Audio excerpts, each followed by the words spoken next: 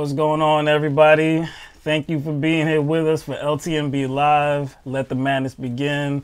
As always, every time, every Tuesday, every Thursday, I'm Will Gaillard. And I'm Mike White. What up? What's going on, everybody? Back from, our typical break over the weekend. What you did, man? Chill. Watch a little bit of the All-Star game? I watched the All-Star game.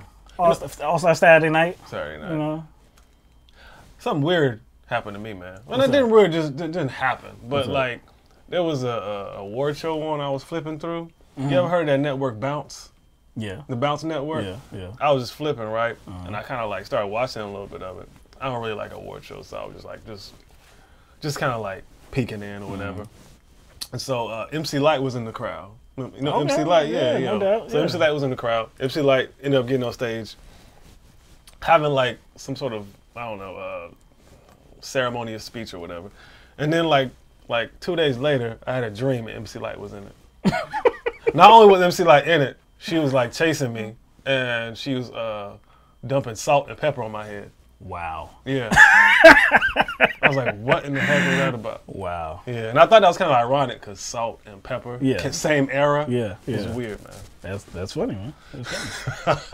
I had a dream that my son was trying to wake me up, but I wouldn't wake up because I didn't want to. That's what my dream was. Wait a second. You sure that was a dream? Because that sounds like some real stuff. That do be some real stuff. Did you? Well, I actually had a dream about it. But did you know it was a dream when you was in it until you were like, wait a second, that was a dream? Yeah. You're like, that after I seemed woke too up, real. I was like, damn, I be dreaming that too. All right, man. But yeah, so we got a lot of stuff to talk about. It's been a interesting day in the news. Lots to talk about, and going back to last week as well. We are broadcasting on YouTube and Twitch and Periscope Live, so, you know, what's up, everybody? Glad for you to join us. What, you got something to say? Nah, man. You good? No, Okay. man, I'm good, man. I'm good.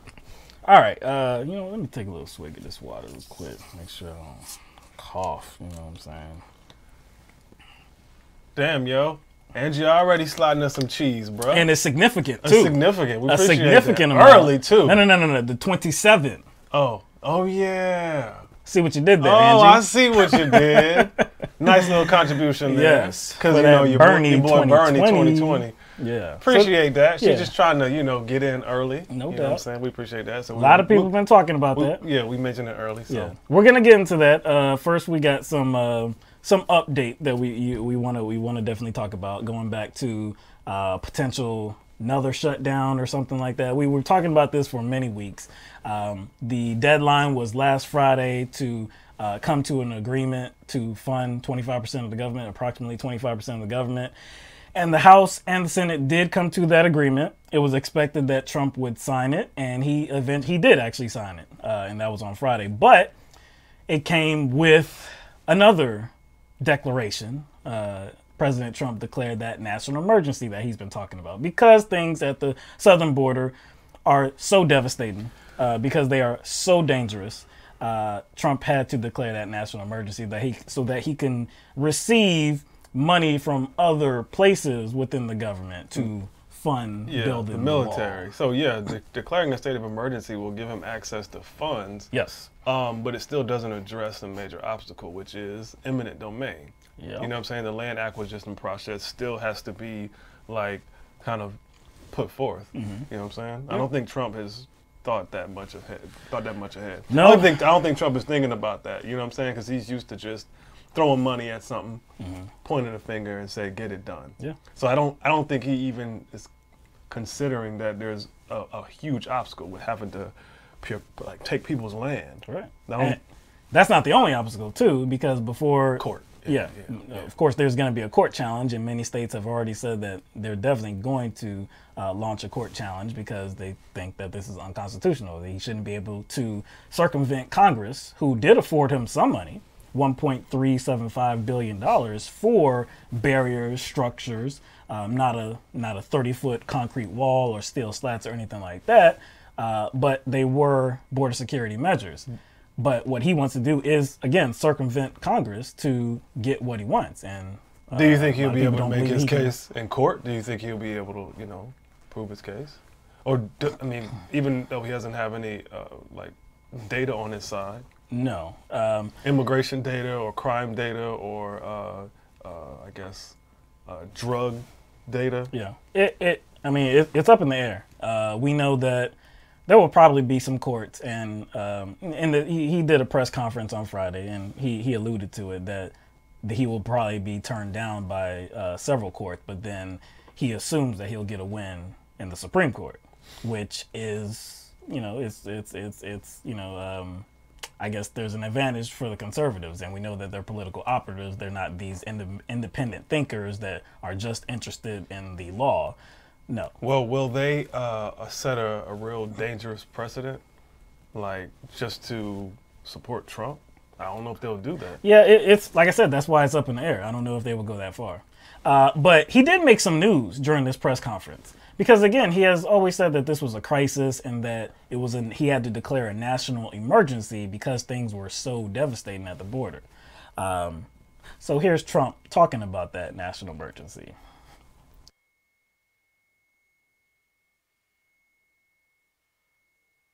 I want to do it faster. I could do the wall over a longer period of time. I didn't need to do this, but I'd rather do it much faster. And I don't have to do it for the election. I've already done a lot of wall for the election, 2020. And the only reason we're up here talking about this is because of the election. Because they want to try and win an election, which it looks like they're not going to be able to do. And this is one of the ways they think they can possibly win, is by obstruction and a lot of other nonsense. So it's a crisis. It's a national emergency. But he didn't have to do it. And if you notice, he's projecting. He's projecting onto the opposition party that they are just denying him his wall so they can win. So he's suggesting that the opposition party, the Democrats, they're not really against the wall. They're just against the wall because the 2020 election. But correct. really, he's just projecting. They're obstructionists. They're obstructionists. They can't legitimately disagree that the wall is nonsensical. They have to be obstructionists. Now, like I said, it's nothing but projection.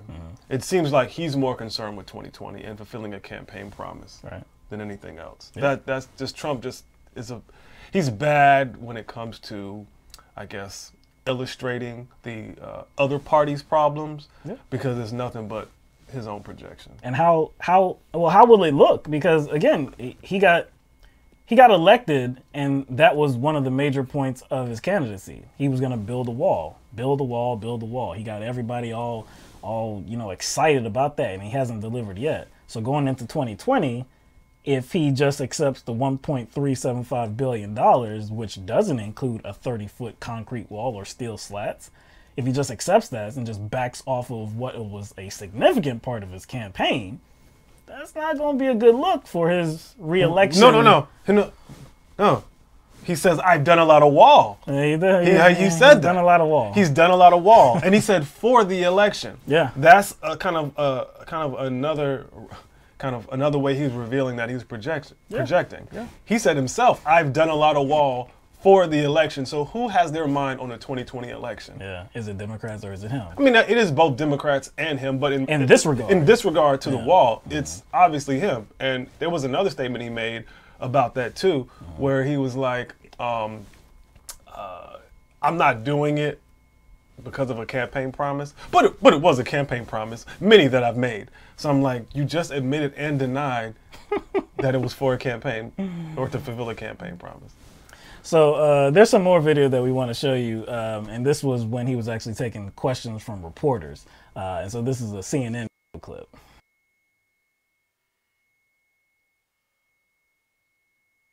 I wonder if you could comment on this disconnect that we seem to have in this country, where you are presenting information about what's happening at the border, calling it an invasion, talking about women with duct tape over their mouths and so on, and yet there's a lot of reporting out there, there's a lot of crime data out there, there's a lot of Department of Homeland Security data out there that shows border crossings at a near record low. That's that because of us, shows but it's still, undocumented immigrants committing crime at lower levels. That shows undocumented criminals or undocumented immigrants committing crime at lower levels than native-born Americans.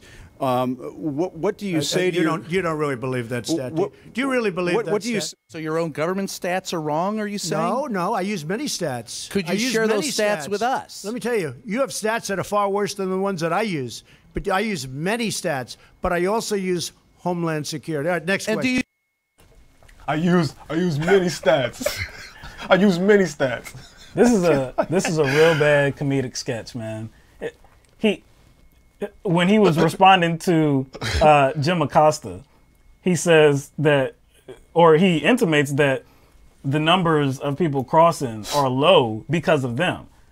Okay, well, you're admitting what Jim Acosta was trying to tell you, that it's not a crisis. Oh, yeah, basically he's saying that whatever, if that's true, then whatever you're doing now is enough to thwart this crisis or thwart this immigrant invasion. So if he's saying that they're low because of his administration, then guess what? You're doing the job then, right? You don't really need the wall. You don't need a wall. See, he's so quick to want to take credit and want to deny and want to dismiss the question that he doesn't realize that's exactly what he's doing, because he has many stats.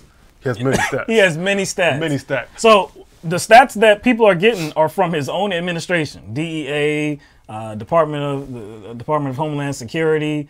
Well, I have other stats that I go by. You know, I don't just go by those stats, and those stats are telling me different things. Like, what stats are they? What are you talking about? He doesn't want to. He doesn't want to tell anybody. At some point in that exchange, didn't he say something like, "That's a like"? I don't know if it was him or it was Acosta. Where he's like, "It's a fake question. It was a fake question." I think that was Acosta. Yeah. So I mean, these are legitimate questions. Of course, these are legitimate questions, and the reporter in that situation is acting as some sort of conduit to try to ask Trump questions about like the data and what is actually from his own administration. From his own administration, and just kind of what people are saying and how people perceive that. That's his job. He's not coming from his own perspective. He's like, hey man, look, the crime data doesn't match up. The drug data doesn't match up. The immigrant inflow doesn't match up. Right. So like, you need to answer these for us in order for us to, I guess, get on the same page with you in regard to your wall. Right. So Trump gets all huffy like a child. I'm like, bruh. Like to me, it makes him look weak, man. Okay, but all right, so we're going to get into some more weakness, right? So, of course, we know that Saturday Night Live, we know they like to mock Donald Trump from time to time. It's actually often. So, of course, they mocked this press conference that he did on Friday as well. And, of course, who was playing Donald Trump as always, it was Alec Baldwin. So after seeing this comedic performance, all right, because we know that Saturday Night Live is a show. It's a comedy show, right? It's a sketch comedy show. Parody. It's a parody, right? They mock everybody. Now Trump gives them ample material to do so. They mock but still, everybody. They mock everybody. Hillary, Bernie, Cory Booker. Everybody. Nobody's spared. But Trump feels some type of way. So on Twitter, after watching this, of course, he states, nothing funny about tired Saturday Night Live on fake news NBC. Question is, how do the networks get away with these total Republican hit jobs without retribution? Likewise for many other shows. Very unfair and should be looked into. This is the real collusion. Like, man, again, like, how tender are your feelings? This is a comedy sketch show. Like, they're supposed to do things like this, and when you yourself make a case against the idea that there's a crisis along the southern border, of course they're gonna mock you. But the whole thing about retribution, like, that's actually kind of scary. And Alec Baldwin, he actually felt kind of scared. So he responded on Twitter too. He said, I wonder if a sitting president extorting his followers that my role in a TV comedy qualifies me as an enemy of the people constitutes a threat to my safety and that of my family. Yeah, I mean, it makes sense because he's already called, the news media an enemy of the people. Right. Now, although I disagree with that framing, because it's clear that he only says that because they say, negative things about him. Mm-hmm. I think it's much worse in this case because Saturday Night Live is not news. It's a comedy show. It's a comedy show. It's a comedy show, and he's kind of revealing how thin, almost transparent his skin is here. It's a damn comedy show, so it's much different. Yeah. And it's like, So Baldwin definitely feels attacked, right? And just for playing a character. You know what I'm saying? So like, what does he mean by retribution? Because we know that nothing can be done against this show because they're allowed to do whatever they want to do. It's supposed to be comedic, right? So that's exactly what they do. So by President Trump saying something about retribution, what type of retribution are you seeking? Is it possible that one of your followers are going to get crazy and try to do something? You know what I'm saying? Like these are the things that we saw from Donald Trump along on the campaign trail, talking about if he didn't win the nomination, there'd be rioting in the streets. You know, it's like these dog whistles, man. And I feel what Alec Baldwin is speaking. What does he mean by real collusion?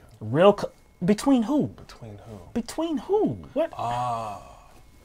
You know who?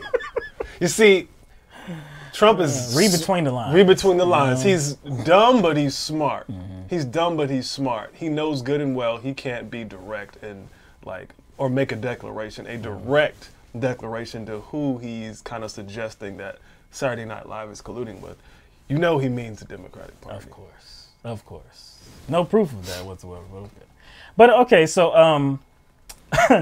on Monday night, President Trump was in Miami, Florida. And he gave a speech, and this was in front of Florida International University.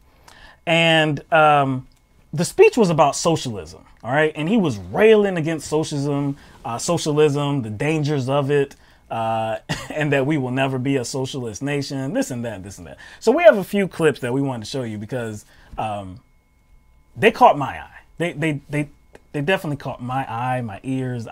Very surprising hearing this kind of language coming from the president of the United States, Donald Trump. Okay, so let's get to this first clip. And today I have a message for every official who is helping to keep Maduro in place. President Guaido does not seek retribution against you, and neither do we. But you must not follow Maduro's orders to block humanitarian aid. And you must not threaten any form of violence against peaceful protesters, opposition leaders, members of the National Assembly, or President Guaido and his family. I don't know about you, but I think trying to stage a coup constitutes as retribution. Yeah.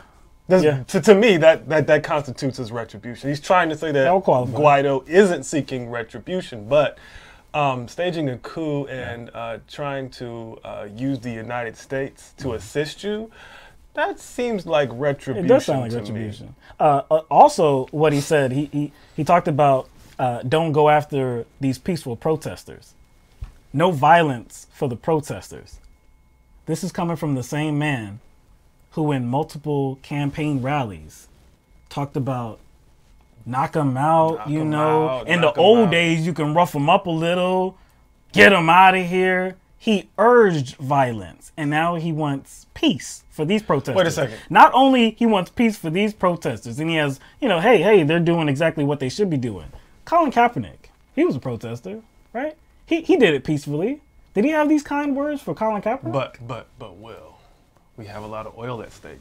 We have oil at stake. So there's something else There's involved. something else involved. Okay. All right. So let's get to the second clip. This is pretty funny. Again, he goes into what socialism is. He wants to educate people about what socialism is, okay?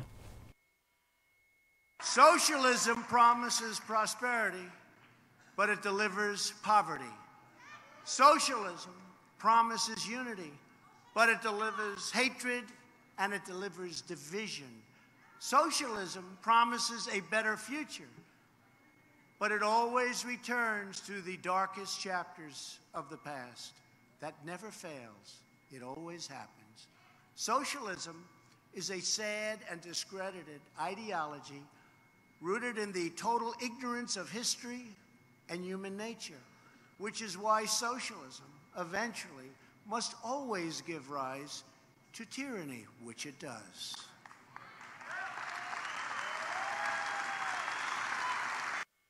Yo, man. after hearing these words, right? Because I'm really trying to follow along, and when I was listening to this, I was washing the dishes at the time, and I kept being interrupted because what I was hearing, I just could not make sense of it. He says socialism promises prosperity, but delivers poverty. Mm-hmm. Damn, I could say the same damn thing about capitalism. That's what. See, I think that's the thing right there. Yeah. Like he was actually talking about capitalism, and you probably thought he was talking about capitalism because you were just probably just washing dishes. Yeah. You were just like, oh, Trump's talking, and blah blah blah. He's talking about capitalism. But he prefaced that with saying socialism again promises unity, but then what you delivered is hatred and division. Hatred and division. Damn, I'm really trying to figure out how. I guess that economic system would cause hatred, particularly. I'm trying to see how he's linking the two. I personally don't think he cares. I don't even think he wrote that speech. Because check this out. I don't know. No. I don't think he had anything to do with writing this speech because he has never been this forthright about socialism his entire 2 years in office, has he? He has never been this vocal about socialism. It's only coming now. What's kind of different about now, Will, though? Even though the talk of like, well, it's not democratic socialism, it's a social democracy. That's probably a better term. Right. But like we're entering kind of like this 2020 election cycle, and we have two prominent figures that are pushing a social democracy, not socialism, and that's Bernie Sanders and that's Ocasio-Cortez. And they've been getting a lot of attention. Yeah, a lot of press. A lot of press. Got the whole Green New Deal going down right now. We got Medicare for all. So I think that is prompting the Trump administration, that any advisors in his administration to try to come up with speeches to try to like I guess try to like suppress or squash any kind of notion of socialism or socialism-light policies that are becoming popular. He also said it promises a better future, but what you will get is the darkest chapter of the past. MAGA, right? MAGA, right? Make America Great Again? That's the past. Isn't that the past? Aren't you trying to return the country to this bright future? Well, we all know that's a dark future for a lot of us. For a lot of us, that would be a much darker future. Like when he's talking about socialism, nobody that is in Congress right now is actually promoting socialism. They're promoting capitalism. But they're promoting capitalism where you don't have these extreme depths of poverty. You understand? Like people can actually afford healthcare. They can actually have and use healthcare. They can actually send their kids to school and they will be educated to a very good degree. I mean, they will be afforded education where they can prosper. Okay, so we're still talking about capitalism, but like you said, 2020 it's among us. I mean, it's coming, right? So this is how President Trump is trying to win, to rail against socialism when nobody is promoting socialism. Exactly. He has to scare people into what's coming, even though it's not coming. Nobody. I don't know anyone right now in Congress that's promoting a system where the workers or the people or the citizens own the means and the rights to production. I don't know anybody that's pushing that. That's true socialism. I don't. So this is the last clip, and this is really funny. This one is really funny. Socialism is about one thing only: power for the ruling class.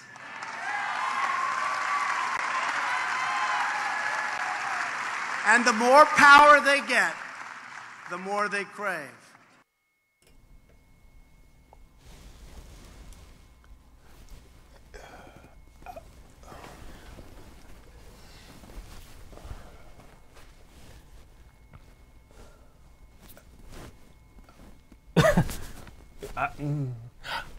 Socialism is about one thing and one thing only. It sends power to the top. It gives people in power more power. What did I just hear? So this is the part where he definitely meant capitalism, right? I'm thinking he made a mistake. Maybe he made a mistake. But see, if he made a mistake here, the whole speech is a mistake. Socialism creates inequality, Will. Yeah. And capitalism is here to save the day? Oh, wait. I'm going to try to answer that with a yes and not laugh. Can't do it. Woo-wee. Can't do it. That's pretty bold. And you know what's the most offensive thing? That people are applauding this nonsense. People applauded it. But you know it was light claps. See, here's the thing. Just to be devil's advocate, I honestly don't even think they were listening. I just think he just stopped and that's the cue. Yeah, that was a cue. I think he just said something and the cadence indicated and the gap indicated that he was finished saying something and they just clapped. So I think it was just like instinctual, but still they clapped. I just don't really think they knew what he said. Wow, man. It just makes people feel better about the United States and the system that we have now. Nobody wants to question that. Look, man. We have the greatest system in the world. So if we have the greatest system in the world, it can't be flawed. Millions of people, can't be going bankrupt for not having health care. Capitalism doesn't lead to poverty. Many people just, can't be working 2 or 3 jobs to make ends meet. No. The taxes aren't being cut for the extreme rich. No. Wait a second. The Tax Cut and Jobs Act, that was passed under socialism. The record number of stock buybacks that happened in 2018, that happened under socialism. Yeah. Because that's like affording more power to the extreme wealthy. Just like what he was railing against. Socialism. But that would mean that we live in socialism. That would mean we live in socialism right now. Under his presidency, under his watch. Because if that's what socialism is about, then that's what we live in under now. If that's what really socialism does. It gives power to the wealthy and sends more power upwards. I wasn't watching at the time. I was cleaning the dish. And I heard socialism is about power. What? Oh, well, there's another way he might be telling the truth. It is about power, but it's not about sending power upwards. It's sending power downwards. So he got that wrong, too. So, well, he got everything wrong. He made mistakes. All right. Let's leave that there. All right, so let's get to the news of the day, okay? Let's get to the news of the day. I know people waiting for it, right? Of course. There is a new contender for the Democratic nomination for president in 2020.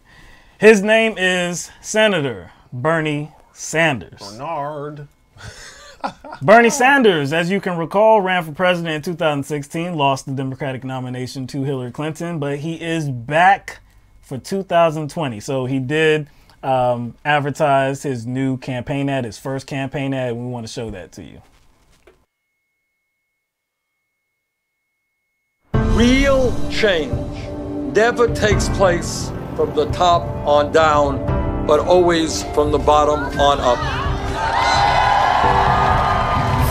Bernie Sanders' healthcare for all idea is gaining steam.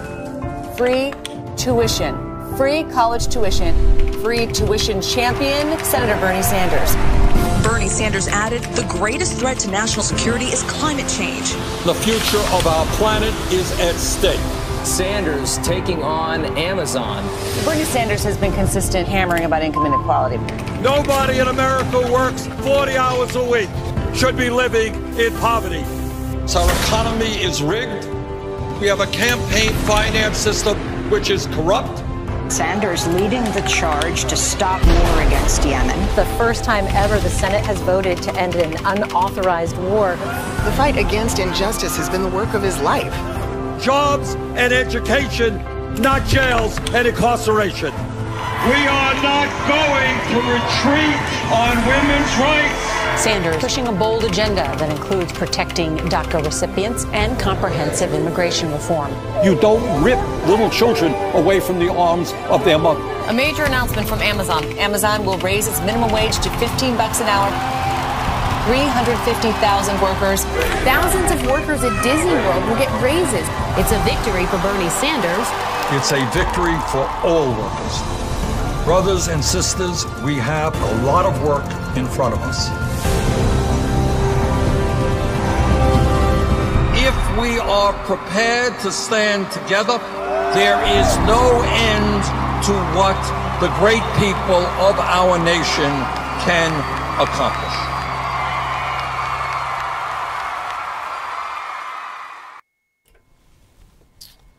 Bernie's back. And you see how he did it, though, right? Not talking about like the campaign ad or the substance of it, but when he announced. Right.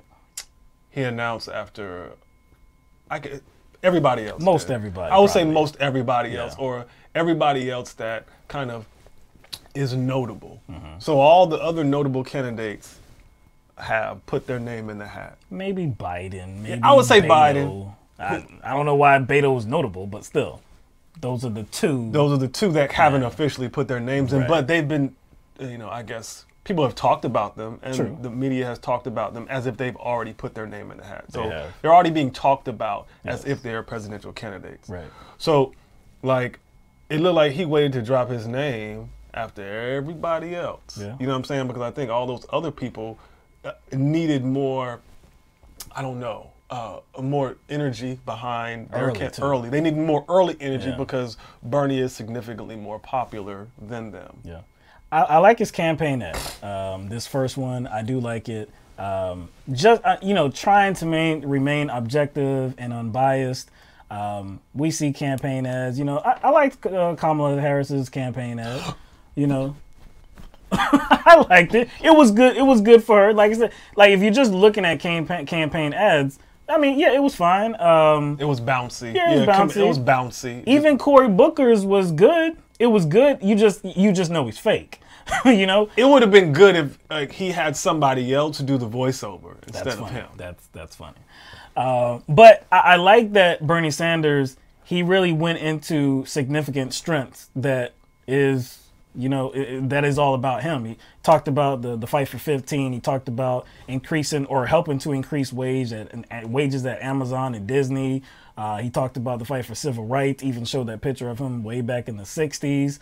That part I really do like because as we recall back in 2015 and 2016, when he started his campaign, that was not a very prevalent part of his candidacy, talking about race relations, talking about civil rights, talking about Black Lives Matter. It wasn't like a significant part of his candidacy. Not at first. He definitely did get better. He talked to Black Lives Matter. He adjusted his platform. So that was good, but by him leading with it right now, I think is very good. But like I said, just looking at the significant strengths that comes along with the Bernie Sanders, Medicare for all, talking about tuition-free colleges and universities, talking about the Green New Deal. Like I said, these are actual strengths. These are things that he has led the fight on. So it's a good start. And obviously it is a good start because it was under, I think, 4 hours, his campaign said that he had raised $1 million in just under four hours. And so in comparison, when Kamala Harris had announced, it took her 24 hours to raise $1.5 million. So he's probably at this point, this is several hours after we read that information. So he's probably past that point by now. So it's a good start for him. The way you're talking about it, it sounds like you're perceiving this launch as some sort of upgrade. Yeah. Okay. I do. I think it elevates the conversation for the candidates involved in 2020. And I think, this is going to be him trying to reclaim that throne. Well, not the throne, but I see what you're saying. Trying to carry the torch in 2020, he tried to do in. He's trying to separate himself from all of the other Democratic candidates who have kind of like, I don't know what word to use, but they've been a little bit ambiguous about their support for progressive policies. Right. So I think he's trying to separate himself. Yes, and he still more so than 2016. True. He always has separated himself, but this is like way more important. Right. So he still believes that he is the most progressive individual in the United States Senate. Yeah, he said the Senate. He didn't say all of Congress. Well, the question was the United States Senate. He had an interview on Tuesday morning on CBS This Morning with John Dickerson. And in it, he did talk about how he believed himself to be still the most progressive senator in the United States. And he talked about a lot of other things too. We have 2 video clips that we want to show you. The first is him just talking about him launching this campaign for 2020. So, Senator Sanders, you're going to run for president? I am going to run for president. That's correct. What's going to be different this time? We're going to win. We are going to also launch what I think is unprecedented in modern American history, and that is a grassroots movement, John, which will have at least 1 million people from every state in this country coming together to not only defeat Donald Trump, not only to win the Democratic nomination, but also to lay the groundwork for transforming the economic and political life of this country. That's what's different. And that's your theory, which is that without the groundswell, without the grassroots, you can't change the politics. That's exactly right. Look, John, we are the only major country on earth not to guarantee health care to all. And the reason for that is the power of the insurance companies. We pay by far the highest prices in the world for prescription drugs. That's the power of the pharmaceutical industry. We have a corrupt political system in which billionaires can contribute unlimited sums of money. That's the power of the top 1% and the billionaire class. And on it goes. So somebody can come before you and say, look, I want to do A and I want to do B, and that's fine. But at the end of the day, the only way that real change takes place is when millions of people stand up, fight back, and say, enough is enough. We're going to have a government that works for all of us, not just the few. Enough is enough. We're going to have a government that works for all of us. So I pretty much, if you supported Bernie Sanders back in 2015, 2016, you remember hearing something just like that. That's many things that he said, it sounded just like that. So he pretty much has the same message. Again, I think what I would hope that he wants to do is clean up maybe some of the things, again, like leading with civil rights, actually trying to appeal to people of color right away and immediately, because we never saw in that campaign ad, we never saw him actually promote old pictures from the 60s when he was getting arrested. We never saw him do that. I think he was a bit 2016. I think he was a bit apprehensive about that. Because usually a comms team, your communications team and your public relations team will search for anything, right? Even if it's kind of like very minor, I guess, to present to people as some sort of proof of something, right? And there's plenty of proof of that for Bernie Sanders, but yet they seemed a bit apprehensive at presenting that. Yeah. I think they did that because they didn't want Bernie Sanders to steal the thunder of some other maybe civil rights figures in the Democratic Party. But I do think it's a good step forward to at least put that picture there. I think as far as appealing to Republicans or independents or whatever, I think it's important for him to lead with the whole kind of insurance company issue, Medicare for all issue, because that's not something that's specific to a party. Everybody in the United States, for the most part, needs insurance. Everybody in the United States, for the most part, knows somebody or they themselves are going through some sort of health issue that they cannot get over because of the cost of insurance. So I think that's a good issue to lead with. And you can't really attack Bernie and saying that's kind of a partisan issue, because it's not. No, it's not. And as we have talked about here on the show, across the board, now, of course, to a lesser degree, Republicans, but Republicans and Democrats across the board, they do favor Medicare for all over anything else. So, like I said, I like to hear Bernie Sanders talk like that. That's a very strong message that he was trying to deliver. Now, when it came to foreign policy, they talked about foreign policy towards the end of this interview. This is where it wasn't so good, at least in just the way he came across, because I think he could have been a lot stronger on this point that he was trying to make. So let's play the clip and see what you think.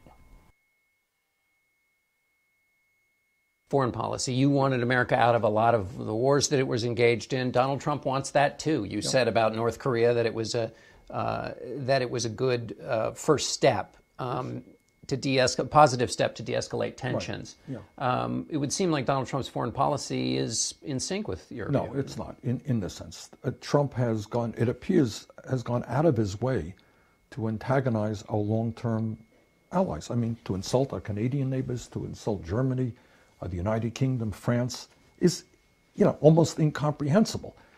On the other hand, I have called for, you're absolutely right. I think the idea that we are going to withdraw troops from Syria or from Afghanistan is the right thing, but it has to be done not through a tweet. And this is not easy stuff. You can't turn your backs on your allies. You can't leave people in danger. So the idea of getting out of wars that we have been in for a very long time is good, but it has got to be done in the right way. It has to be done with our allies, not through tweets.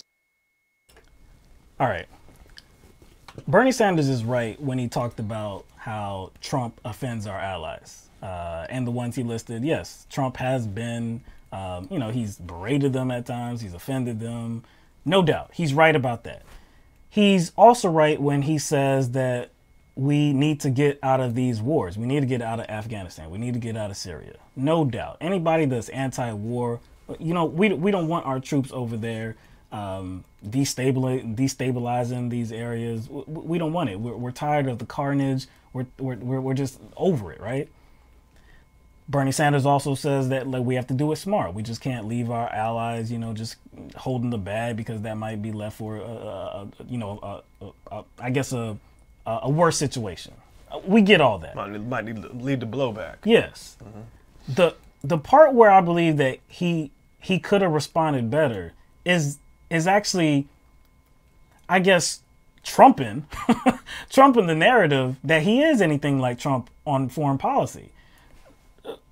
President Trump, do you remember the mother of all bombs in Afghanistan? Mm-hmm. Do you remember the attack on Syria? Do you remember President Trump rising tensions, offending North Korea's supreme leader? Well, at the same time, he was supposed to be kind of quelling tension. Yes. Yeah. And then Yemen, the Yemen war is still ongoing, and President Trump is not for pulling our involvement out of that war. And what else? What's the other thing you mentioned when we talked earlier? The other, the other major, quite possible. That's prevalent right now. Mm-hmm. Venezuela. Mm-hmm. When we're talking about a coup. So President Trump is not this anti-war individual whatsoever. For Bernie Sanders, resist all that kind of comparison. We all know that we don't want our troops overseas and, actively involved in these wars when we shouldn't be. We all know that. But is Trump actually anti-war? Never compare yourself to Donald Trump. Never even allow for that comparison. I just think that maybe he was submitting himself to, I guess, the way the question was presented to him. Yeah. Because if you listen to the way the question was presented to him, it already kind of was phrased in a way that formed some sort of likeness already. So he kind of got it just felt like he got caught up into that. Mm-hmm. You know what I'm saying? And that's why I say I think he needs to resist that. Yeah. Because I know what John Dixon was trying to do. Hey, President Trump is trying to present himself as this peaceful individual, as this individual that's actually trying to withdraw our troops, and he wants to save lives across seas. He's engaged in these peace talks with Kim Jong-un, and no, we know that President Trump really isn't about that life. We know that, and when it comes to Yemen, okay, even after the death of journalist Jamal Khashoggi, President Trump is still like, nah, well, that money is a little nice. No, I think we're gonna keep this relationship that we have with Saudi Arabia. I think we got to keep that because it leads to American jobs. It leads to these, weapons contractors getting their money. We know that it's a humanitarian crisis, but no, resist that. And like I said, I understand what Bernie Sanders was trying to do. It's just that President Trump and those like him are going to try to use that. You wish that he would have done a better job of separating himself? Yes. Yeah. I mean, I kind of wish he would have too. Because I wish he would have kind of like, I guess, outlined it as far as Trump goes, as maybe Trump expressing certain sentiments, certain anti-war sentiments, but not actually following through with that in action and policy. Exactly. I wish he would have kind of gone into that. Yeah.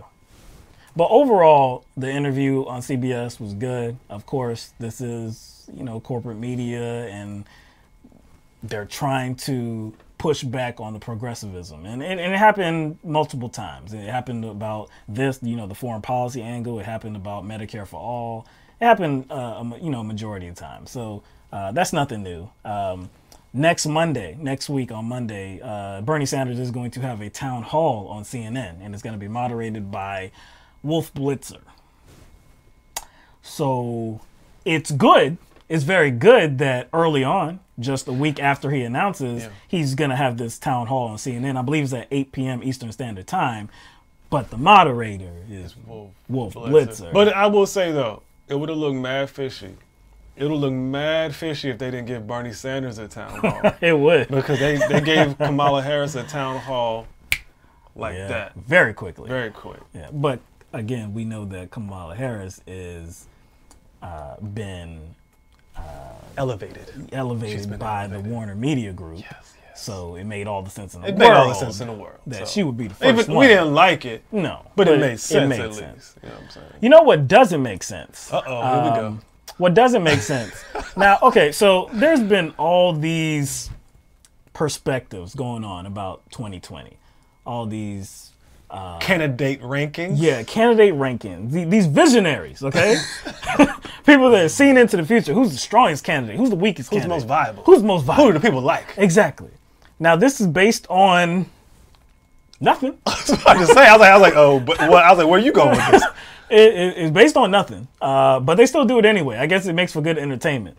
So on CNN, and this was last week on Thursday, I believe, there were the 2020 Democratic presidential rankings, and it was analysis done by Chris Cillizza and Harry Enton.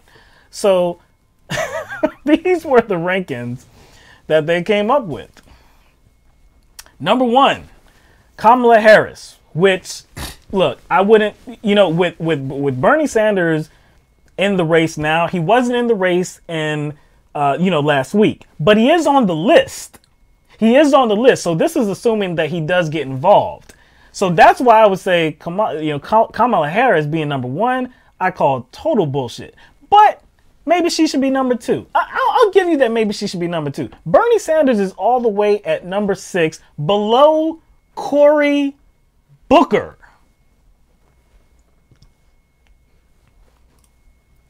Below Cory Booker. Cory Booker, who in a poll done recently, his own state does not believe that he will be a good president. But he's a better candidate. He's more viable than the man who ran in 2016 and won more than 20 states. All right. I'm not going to be too harsh because I wouldn't expect anything sensible coming from CNN politics. So I'll approach it from this standpoint. Like, who can they narrowly sell as more viable than Bernie Sanders? Just from, like, the superficial, you know, angle.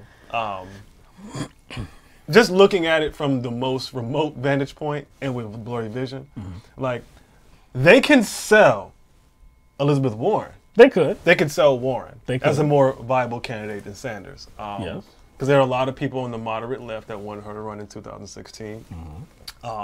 She at least has some sort of history of citizen protectionism as it pertains to, like, challenging the banking industry. Correct. So she's number 4 on the list. I'll give them that. I'll give them that. On the list. You know, they can even narrowly sell Beto. Because they can narrowly. I'm just saying narrowly. Over. I'm saying looking at it with blurry vision and looking at it from a remote vantage point of the CNN politics mind. You see what I'm saying? So they could. I could see them selling Beto. I mean, he's I guess a less melanated Obama clone. Okay. He gained a lot of fame. Yeah. After running against Cruz. Yeah, he did. He did. For governor of Texas. He did. So, I mean, I'm just saying, superficially, I could see them trying to sell Beto. I can narrowly see them trying to sell Biden too because he is connected to Obama? Yeah. I'm just saying. Again, this is the last Democratic VP. Exactly. This is all superficial. Okay. Because there are a lot of people out there who have a desire to go back to some sort of norm. So I can see them picking Biden. Harris, like we said, is understandable. That's very understandable. That's very understandable. Coming from CNN too. Coming from very CNN. She had a town hall already. She's already had a town hall. She's been on the Breakfast Club. Yeah. She received major endorsements recently. Yes, she has. With the governor of California, Gavin Newsom. And Representative Barbara Lee. Barbara Lee. She inhaled that Aunt Mary. She sure did. She inhaled that Aunt Mary. Well, maybe. She said she did, but then she said she did it in college listening to Tupac when they weren't out when she was in college. So there's some question there. But she does put hot sauce on her greens, though. Yeah, she does. But anyway, again, that's another subject. That is another subject. But Cory Booker, Cory Bookmeister, Cory Bookmeister, the bookman. No one has ever looked at Cory Booker and thought, "Yo, your boy is just dripping with swag sauce." Nobody has ever looked at Cory and thought that. And like you said, he's not even popular in his own state. He went on the Breakfast Club and bombed. And that's supposed to be a very easy forum to tackle. That's a light forum because their primary objective as far as, I guess, the angle of that radio station is not politics. No, it's like to get to know you. It's to get to know you. And if you look at the reception he received, it was bad. So, like for CNN to put Cory Booker ahead of Bernie Sanders, you have to too much. You have to be doing the absolute most. You see what I'm saying? Like, you gotta be. Like, I can't get with the Beto one. Like, I know they're trying to push him, but see, this is way more like a push. I know that the establishment, I know that corporate media are really trying to sell this idea that Beto O'Rourke is viable and he's a great candidate. He's the next best thing. He's like you said, the less melanated Barack Obama. But again, we were supportive of Beto O'Rourke when he went up against Ted Cruz because it's Ted Cruz. I know. You understand? It's Ted Cruz. But he lost, okay? He lost. I mean, it was a close race, but he lost, okay? Now, I get that he's very popular in his own state. He just held a rally in El Paso, which, again, is in his own state of Texas. Nationally, I figured that he does have some fame, especially when that video went viral about him talking about the kneeling and Colin Kaepernick. Yeah. So I get that he does have some national clout, but he ain't got that much. He ain't got that much to put him number 3. Oh, come on, man. You're doing way too much. Sorry, you're doing way too much. I think you mentioned this when we talked about Bernie Sanders, but he's been the most popular politician since 2016, according to multiple polls. So have any of these people, especially Booker and especially Beto, have they done enough since then to upstage Bernie Sanders? Like, for real, for real? Nah, this is CNN doing way too much, man. You know who was missing though, right? There are a few missing. There's a few missing, but you know who's missing though, right? Somebody who, like, I thought, they would at least have in there that has gotten more attention than a lot of people on the list. Tulsi Gabbard. I'd take her over 8 of those people on that list. That's true. I just thought it was kind of interesting that she's completely off that list. They didn't even mention her as like a, what do you call it, like honorable mention or something? Like a little. Yeah, they should have had a honorable mention list at the bottom. But again, this is CNN really trying to sell something here. They was doing the most. They doing the ultimate most, man. All right, so you know what? Actually, on that list, hold on. Let me see if she was on that list. Yeah, she was. Number 7, Amy Klobuchar. Yeah, okay. So Amy Klobuchar had a CNN town hall on Monday night, and this was in New Hampshire. So I actually didn't even know it was happening. I didn't even know until today. I really didn't even know. It completely passed me by. But there were certain things that were addressed during this town hall that definitely made news and should make news. no doubt. They talked about Medicare for all. They talked about the Green New Deal. They talked about tuition at universities and colleges, 4-year, 2-year. They talked about a number of things. And again, she made news. So here's an excerpt from CNN. I believe this is it. Yeah. Asked whether she would support Medicare for all, Klobuchar replied, "It could be a possibility in the future. I'm just looking for something that will work now." She said her focus would be on improving the Affordable Care Act, expanding both Medicare and Medicaid, and creating a public option. She was asked the question, if, you know, and she did give a direct answer. She said that she does not support Medicare for all. Again, now in her quote, she says that, yeah, maybe in the future, but not right now. We got more important things to do. We got to actually deal with right now. We got to be practical. We got to be pragmatic. So I'm good with strengthening the ACA. I'm good with adding a public option. Why would you? See, this is when you know that you're trying to BS people. If you're saying that something more needs to be added, not just the ACA. We don't just need to strengthen the ACA. We need to also include a public option. If you think something more needs to be done and you said that in the future, Medicare for all is a possibility, then why wouldn't you just advocate for it right now? Why wouldn't you get that ball rolling right now if you really backed it? Because she doesn't really back it well. She doesn't really back it. Like, why even say that? Like, why even say I'm interested in it in the future? What's the motive behind doing that? Like, why kind of make that, I guess, ambiguous promise? Yeah, because that's what it is. That promise is ambiguous. Like, oh, it's coming. Why make that now. Promise later? What's the motive for her doing that? To bullshit people. To bullshit people. But then somewhere else in that interview, she said something about Trump and the deficit. She did. So this is where she talked about the idea of free college, the idea of at public colleges and universities having it tuition free. So on that, she stated,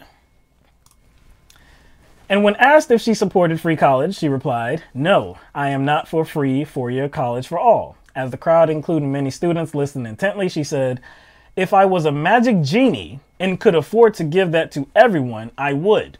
She said her plan was to make it easier for students to refinance their loans, make community colleges free, and extend Pell Grants. Finally, she added, "I have to tell the truth. We have this mountain debt that the Trump administration keeps getting worse and worse. I also don't want to leave that on the shoulders of all these. We've got to do a balance." That's interesting. It looks like she did the same thing, or she gave the same answer she gave as far as Medicare for all. Did you notice that? Oh, yeah. So if you were against, like, free college, and what did she say? She was a magic genie? A magic genie. Well, no. Well, she said she wasn't a magic genie, but she wishes she was. She wishes she was. But she said she wanted to get community college, make community college free. Yes, 2 years. 2 years. 2 years. Yeah. So she's kind of she's got some magic genie powers, apparently. She does. But she did the same thing she did in her answer about Medicare for all. It was almost like, okay, I'm going to go halfway, but I'm not going to go all the way. Oh, that's exactly what she just did. That's the exact definition of half-stepping. Half-step. And, you know, many politicians always trying to find some sort of a rhetorical loophole to try to sidestep and skirt around progressive policies. Oh, she did that here. She tried to use the deficit that Trump expanded as some sort of excuse to why she doesn't want to go full progressive. You see what I'm saying? No, hey, Trump. See what Trump did? Debt, man. This debt is out of control. This debt is out of control. So, you know, that's going to hands are tied. That's going to put the kibosh on progressive policies, and I can't do nothing about it. I'm hamstrung here. I'm not a magic genie. But see, I think what she's expecting is she's talking to people who aren't informed. She's talking to people who don't know how to combat that BS. Because we do have a debt, all right? It has been rising. It rose under President Obama. And of course it did, because we were coming out of a recession. No doubt it was going to do that. Now Republicans say, oh, you know, he inflated the debt to extreme proportions. He was a reckless spender, blah, blah, blah, right? Well, Trump. See, the reason why he's laughing. The reason why he's laughing is because he slipped up the last video. Now I'm catching it. Now you're catching it, but you're still laughing because you didn't quite catch it. Yeah. Last time he said chump, chump, chump, chump, chump. Yeah, I'm catching it. All right, my bad. Anyway, so Trump, of course, is exploding the debt too. You know, he's spending. Of course, we talked about the Tax Cuts and Jobs Act, which increased the debt to the tune of over $1 trillion and probably more going into the future. So she's saying that, man, we got all of this. We can't leave this into our future's hand, our young people's hands. We can't do it. So we really do have to be pragmatic. If you want to get the economy moving, you know what you do? Do you know what you do if you want to get the economy moving? You invest in workers. You invest in education. You invest in people. That's how you get the economy going in the right direction. That's how you can actually work down the debt. I'm glad you mentioned workers and students back to back, or workers in school. Yeah. I'm glad you mentioned that back to back. You have to, because we don't students are future workers. Exactly. So why not help them out a little bit, at least a little bit? It's too cost prohibitive. Can't do it. Can't do it, man. You see this debt? Can't do it, man. Can't do it. Are you trying to sell me right now?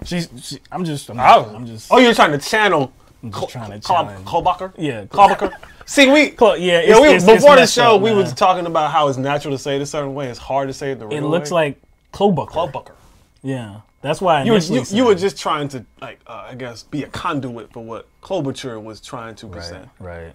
You just wasn't selling it. We can't do that. You know, I remember something like, we can't do this. We can't go that far. We can't do that. I remember that back in like 15, 16.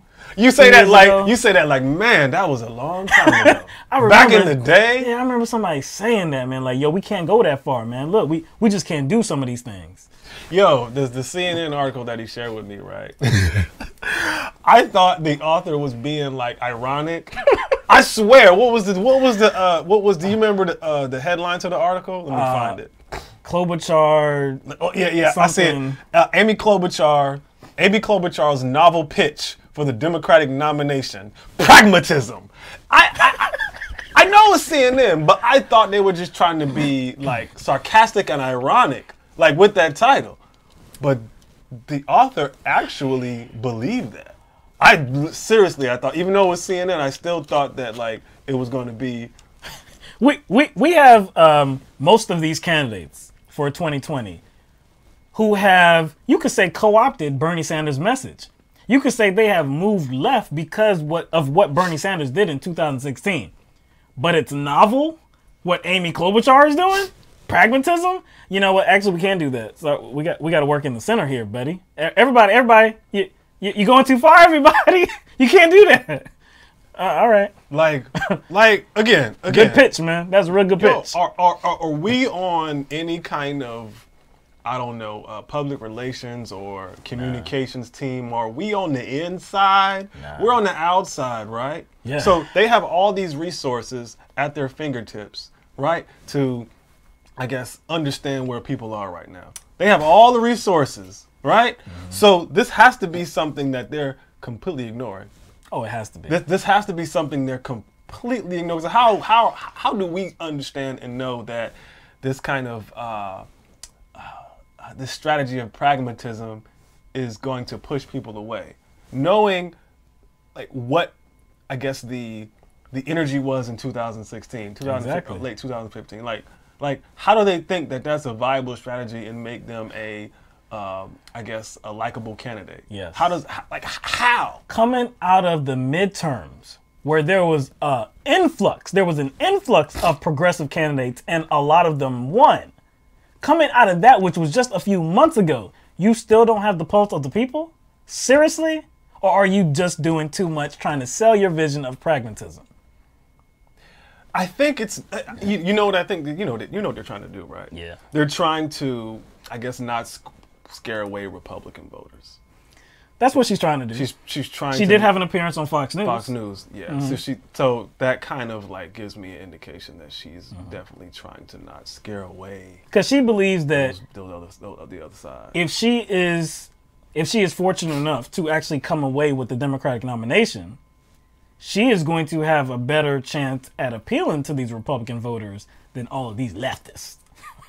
And all these pure lefties, you know what I'm saying? And according to one of the View hosts, I don't remember her name because I don't watch the View like that.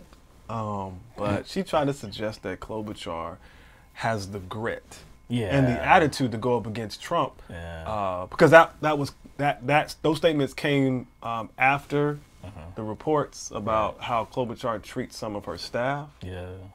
Very aggressively, hostilely. She threw a binder at one of them. It wasn't on purpose. It wasn't on purpose. You know, I think she hit some of them. But that wasn't on purpose. She threw it on purpose, but she didn't mean to hit them. You know. So that's what we need. We need somebody like that. We need somebody like that. You know, she may lack some substance as far as policy goes, but we need she can throw a mean binder. Anyway, so that's Klobuchar. More of the same. More of the same. All right, so let's go to Marianne Williamson. All right, so Democratic candidate for the presidential campaign. Well, let me see. Well, Democratic candidate for 2020 is Marianne Williamson, and she just had an interview recently on Hot 97 in New York with Ebro in the morning. So we've talked about Marianne Williamson a few times. Of course, she's a best-selling author many times over. She's been noted for her work talking about spirituality and love. And in this campaign season, going forward for 2020, the presidential nomination for the Democratic Party, she has really tried to share a vision of a moral awakening and what we need to do as a people. So there are a few clips that we want to show you from this interview. In this first clip, Marianne Williamson speaks about her message and if her message will actually reach the people. Will it resonate with people? And because that's what Ebro was wondering. Will her message actually be taken in by people? Do you feel like your message of this, this love and this spirituality, do you ever look around at the behavior of us as Americans and wonder if your message just may not resonate with people because they're too caught up in the capitalist rat race, too far gone down these extreme slopes? Or caught up in deep religious beliefs that sometimes when you say the word spirituality, they feel like as if you're trying to take them away from their beliefs. I've seen that too. Okay. You only go into that kind of thinking if you're worried. We worry too much about whether our message is popular. We don't worry enough in life about whether we're saying the right thing. Martin Luther King said your life begins to end on the day you stop talking about things that matter. The majority did not wake up one day and say, let's free the slaves. The majority did not wake up one day and say, let's give women the right to vote.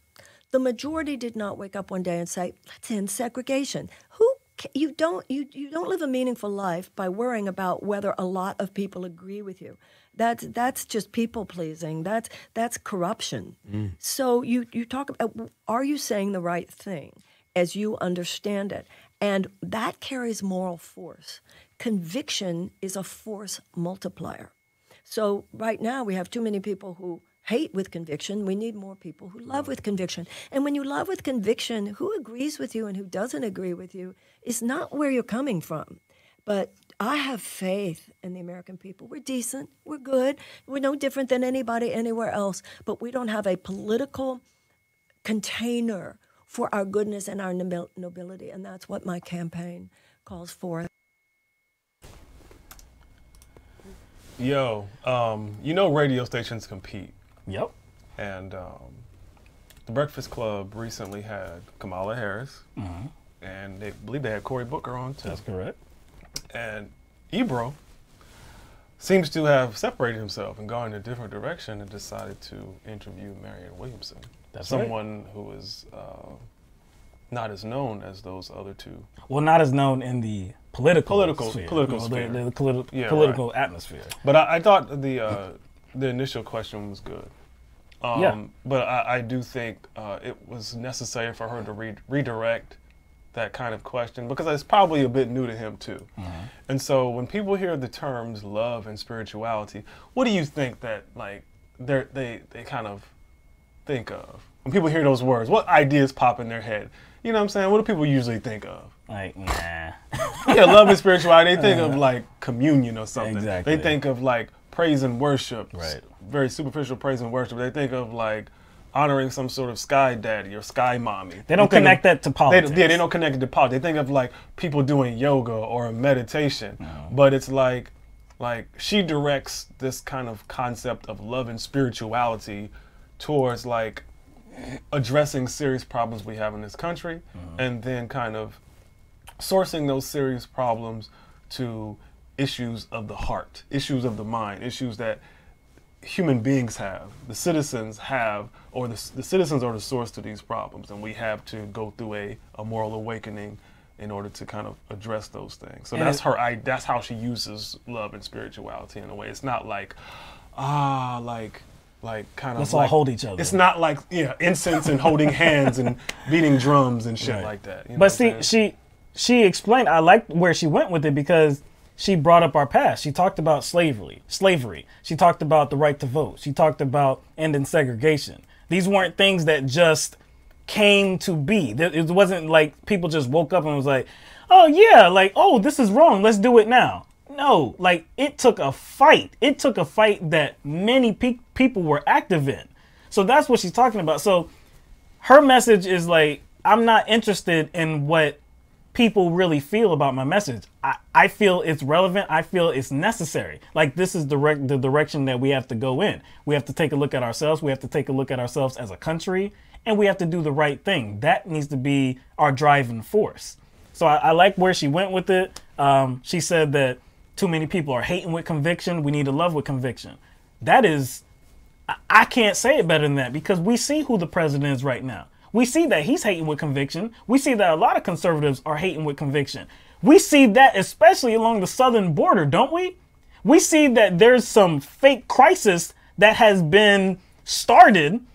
This idea of a crisis, this idea of an invasion, when it's really people that are just coming up through other countries where they're fleeing because of certain things. And we can get into that in another time, but still they're fleeing violence or whatever. And they want to apply for asylum here. It's not a crisis for us. It's a crisis for them. You understand? When you put it that way, it sounds like the problem that people have with it is more related to their own self-interest.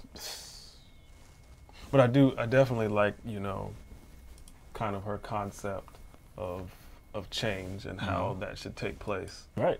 She's not going to cater to the itching ear of everyone, because that's not going to spark any kind of progress. That's not going to spark any kind of, revolution or internal moral revolution at all. If you kind of speak to what people are already feeling, if you just speak to what people are already kind of have already internalized and already lived by, then there's not going to be any change to take place. So I do definitely like how she approaches it. You know what I'm saying? She doesn't try to like cater to a specific group. Right. She just has a particular message, and she wants people to latch on to that message because she thinks that message is valuable.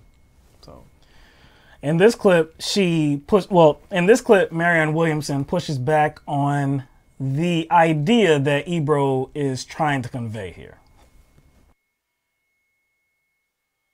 I get the sense that you're here for the conversation, and you definitely want to win for president, but you're here to change the trajectory of our center, or what we believe our center is. You're here to blaze a new trail and open up some new dialogue. That's what I feel like your initial purpose.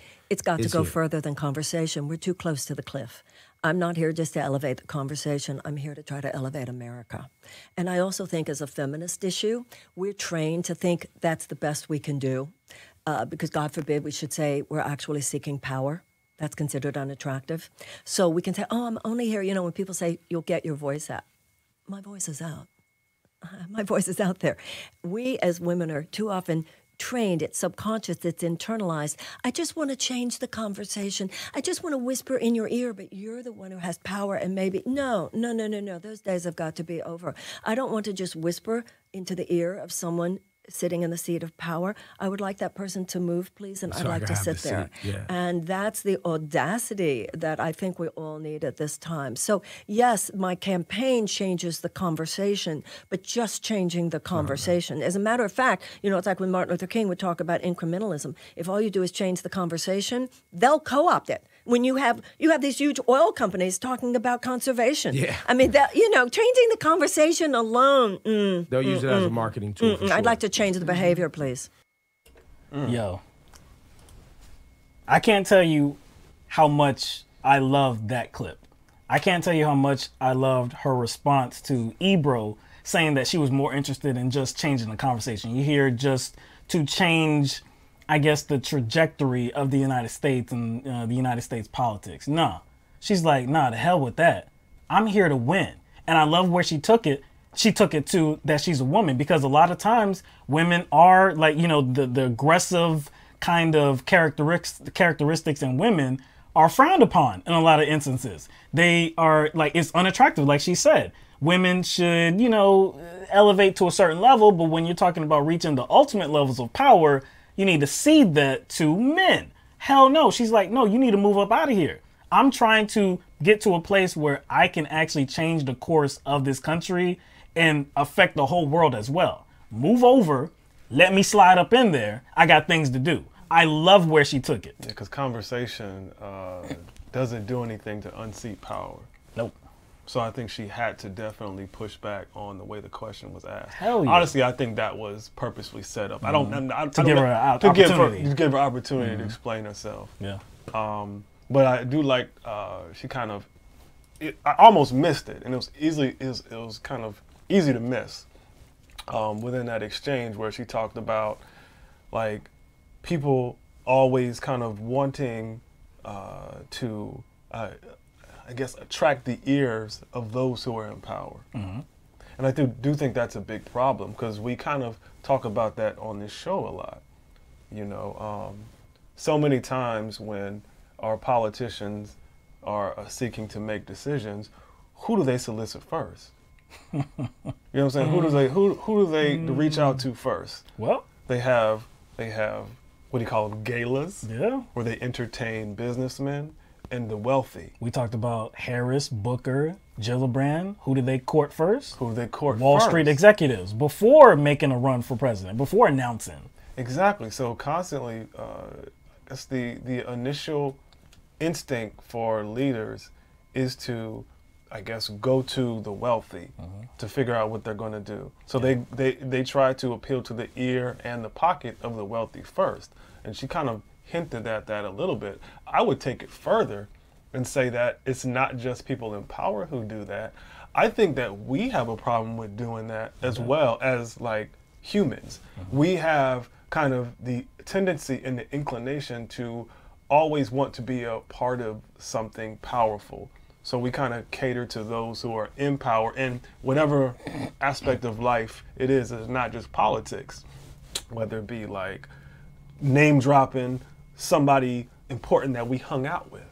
You see what I'm saying? Name dropping somebody powerful that we know. We always want to kind of appeal to that sense of ourselves that wants to be like a part of some sort of power structure. We always want to be in there. So I don't think it's just our politicians. I think that it's kind of like built into the citizenry too. I think that's why you have a lot of people who supported Trump too, because they see him as powerful. Yes. And they think that the businessman. So they think that like he is some sort of avenue or funnel for them to get to that power too, which that's not going to happen. That's never happened. This is the instance, like what you're talking about. This is the instance where I see a lot of similarities in Marianne Williamson and Bernie Sanders, because in that interview that Bernie Sanders did on CBS this morning, he talked about Howard Schultz, and he was brought up. He didn't bring him up, but John Dickerson brought him up, and he was saying that, who says that he's relevant because he's a billionaire? Like that, he said he knew people that were making $40,000, $50,000 a year that know way more about politics and know how to move us forward than Howard Schultz does. But CBS, NBC, CNN, all of these corporate media outlets, they call for him, because he's a billionaire. Like, it's like you have power. Well, you have monetary power. That must mean that you have a voice that needs to be heard. Not only do you have a voice that needs to be heard, like, you have a voice that is saying something that's more valuable automatically. Right. Just because you have that wealth.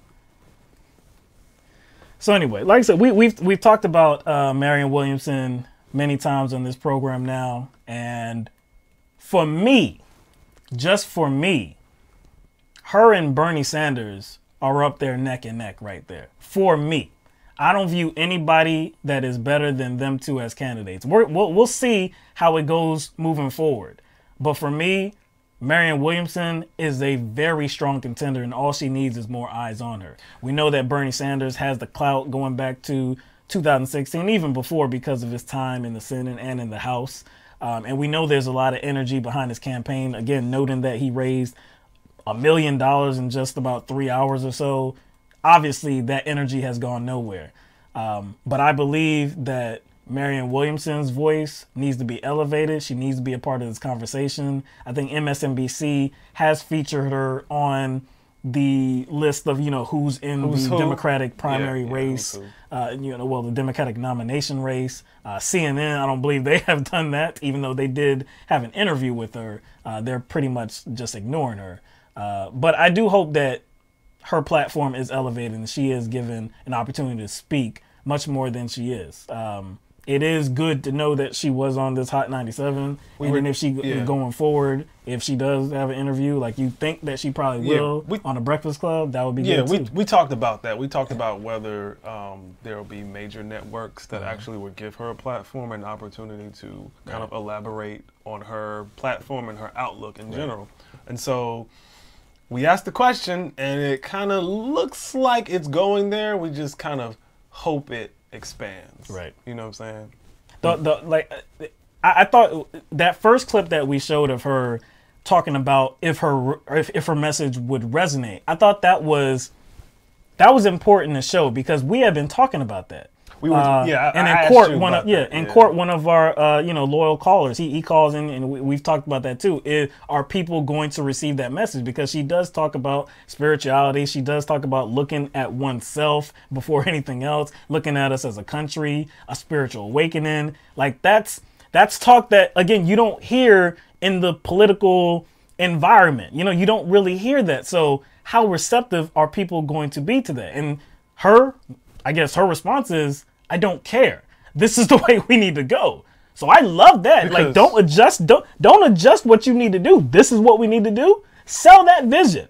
Like, appeal to the good and appeal to the good in people, appeal to the humanity in people. That's the only way that we are actually going to move forward. We do need a spiritual awakening. We do need to look at ourselves. We do need self-reflection. If we're going to change anything, it does have to start with ourselves. Yeah, I do think it is important that we put that in context. It's important because people are going to distort that message. It's going to be in a more like, kind of like a hippie flower child type. She just wants, everybody to love each other. And I don't think that's the context of what she means by, I know that's not the context of what she means by spiritual awakening. But what I love to see was in the second clip and her pushing back on the idea that she's just here to change the conversation. I saw moxie. I saw aggressiveness. I saw that, I'm not just here to be like, hey, we can just love each other. No, I'm here to do some damage in a positive way. But it was aggressiveness that kind of came along with some emotional intelligence. Yeah. It came in a way, or presented itself in a way where you can't say she's a bitch. No. You can't. You absolutely can't say it, because that's what a lot of women are called if they do, I guess, come off as aggressive. If they exude some sort of confidence about them, it's seen as arrogant, even though it's not. So there's no way that she could be characterized as that simply because how she comes off. That's correct. You know what I'm saying? Just like even like how she talks, her cadence, like her tone. Even though she's strong and it's obvious and she's very forthright with her words and her agenda, it'll be hard to cast her as that type of woman. So, you know, it would be, to me, like, it would be hard to go up against somebody like her. It would be really hard. It would be really hard. I want her and Bernie to do stuff together. No doubt. Again, I see them, in my eyes, we saw Bernie Sanders, his rise, his historical rise in 2015, 2016. Nobody thought he had a chance. The Bernie blackout, right? Everybody remembers that. So we saw that he could rise because his message was actually resonating with people. I hope the same thing is true with Marianne Williamson. And again, I'm not picking a favorite at this point. I'm just not going to do that because no doubt I have much love for Bernie. I got much love for Marianne Williamson. If either one of them came away with the nomination, I would be... jubilation is not even the word. But I think we would still have to be realistic about it. Like, as much as we talk about Bernie Sanders' popularity, as much as we talk about Bernie Sanders' viability, as much as we talk about Bernie Sanders kind of representing people by carrying his platform, by carrying a particular platform, as much as we talk about that, it's like, even with all of Bernie's positives, he still has an uphill battle to climb. No doubt. With the Democratic Party, do. with the DNC. So if Bernie has that uphill battle to climb, and we witnessed that during the 2016 election cycle, I think Marianne Williamson probably has an even tougher battle to climb. You know what I'm saying? The one thing that is going to be very different this go around, though, is that there are so many candidates that are in the race. When it was Bernie Sanders, essentially it was a two-person race between her and between Bernie Sanders and Hillary Clinton. I can't remember the O'Malley. Mark. I can't. Maryland. Mark. He's from Maryland, right? Yeah. Yes. Damn. Matt. Nope. Not Mike. Matt. Nope. I thought it started with an M. It did. Martin O'Malley. Yeah. Martin O'Malley. Haven't thought about him in a while. But anyway, yeah, he dropped out right after Iowa. It was a two-person race. And this, so it was just them two battling each other. In this race, you have more than 10 candidates already. Now, we don't know how many how many are going to make it all the way to the first primary in Iowa. We don't know how many are going to make it past those first four: Iowa, New Hampshire, Nevada, and South Carolina. We don't know how many are going to make it past those four. But being that there are so many contenders, it does give somebody else that maybe wouldn't be seen an opportunity to be seen. And it also matters how much, or the amount of contributions he receives. Yeah, it does. That might be an obstacle for her too. Yeah, it might be. Yeah, I mean, fundraising is definitely going to be an obstacle if she can't make her appeal very quickly. And on corporate media outlets. So early on, she definitely has to make that appeal in order to make up for that funding gap, right? That we know exists. One thing that Bernie Sanders did have in 2015, even though there was a strong Bernie blackout, the one thing that he did have was that he was a sitting United States senator. So he could call that card in. He could say, "Hey, come to my rally. I'm a sitting U.S. senator." So she doesn't have that. Yeah, he already has a history. He already had a history. She does have notoriety. Yeah, she has it's probably over 2 million Twitter followers. And it's probably gotten much larger as well. No doubt. She, again, many people know of her. I mean, millions of people know of her. They just don't know her as a politician. So that's going to be the challenge, getting to know her as a politician. But I think she has an incredible message to sell. All right, so let's move on. All right. All right, it is after 8:30. Where you want to go? Let's go to Colin Kaepernick for a minute. Okay. All right. So Colin Kaepernick and the NFL have reached a settlement, bringing to a close the grievance that Colin Kaepernick had filed just months earlier. Terms of the settlement were not disclosed.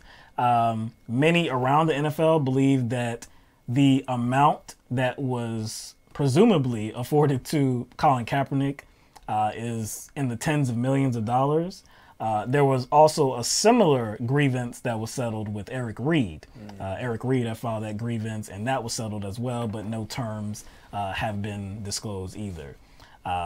Now, there is also a confidentiality agreement, which means that we don't know the terms, and it seems that they won't be disclosed ever. Yeah. So I guess the way to speak about this is in a few different ways. When Colin Kaepernick had filed this grievance, many were with him. We were with him because we saw the situation as him being, there was some type of something against him to keep him out of the NFL. Some collusion. Yes, if you want to call it blackballed. I don't really like the term, but anyway. Yeah, it has a negative connotation. Exactly. That's why I don't really like to use it. But you understand what we mean. There was some kind of effort to keep him out of the NFL. So he felt like, let me file this grievance. Let me get some information. And like I said, let me prove that there was a clear effort to keep me out of the NFL. Now, we noted how difficult it would be to prove collusion because collusion isn't even a legal term. So it was going to be hard, very difficult to prove that multiple owners actually joined together to keep this man from getting an NFL contract. Yeah, they would have to get access to like internals, like emails, text messages, communications and whatnot. Right. So it was going to be extremely difficult. So knowing that there has been a settlement that has been reached now, it feels like Colin Kaepernick won to a regard, because if the NFL had nothing they were hiding, if the NFL owners had nothing they were hiding, why would they feel the need to reach a settlement agreement? Why would they feel the need to presumably pay him tens of millions of dollars, right? Just let it go to court and then everything will be exposed. Nothing will be exposed, actually, because there's nothing wrong. There's nothing that you did. But the whole point that there's an agreement, there's a settlement, you just pay this man to maybe go away, it feels like you're guilty. Okay, so it sounds like you were kind of dealing with it from a particular perspective right there. Because you kind of lead it off with saying there's a couple ways to look at this. Yes. So I'm assuming that's the first way. That's the first way. That's the first way. But you mentioned the confidentiality agreement. I did. Who do those usually benefit? They usually benefit the most powerful party, right? Yeah, probably the guilty. And usually the powerful party is usually the guilty one. Exactly. In this case, the most powerful party out of the two, Kaepernick and NFL, is the NFL. No doubt. Right. Now, like, are you done dealing with it from that perspective? Oh, yeah. I'm done.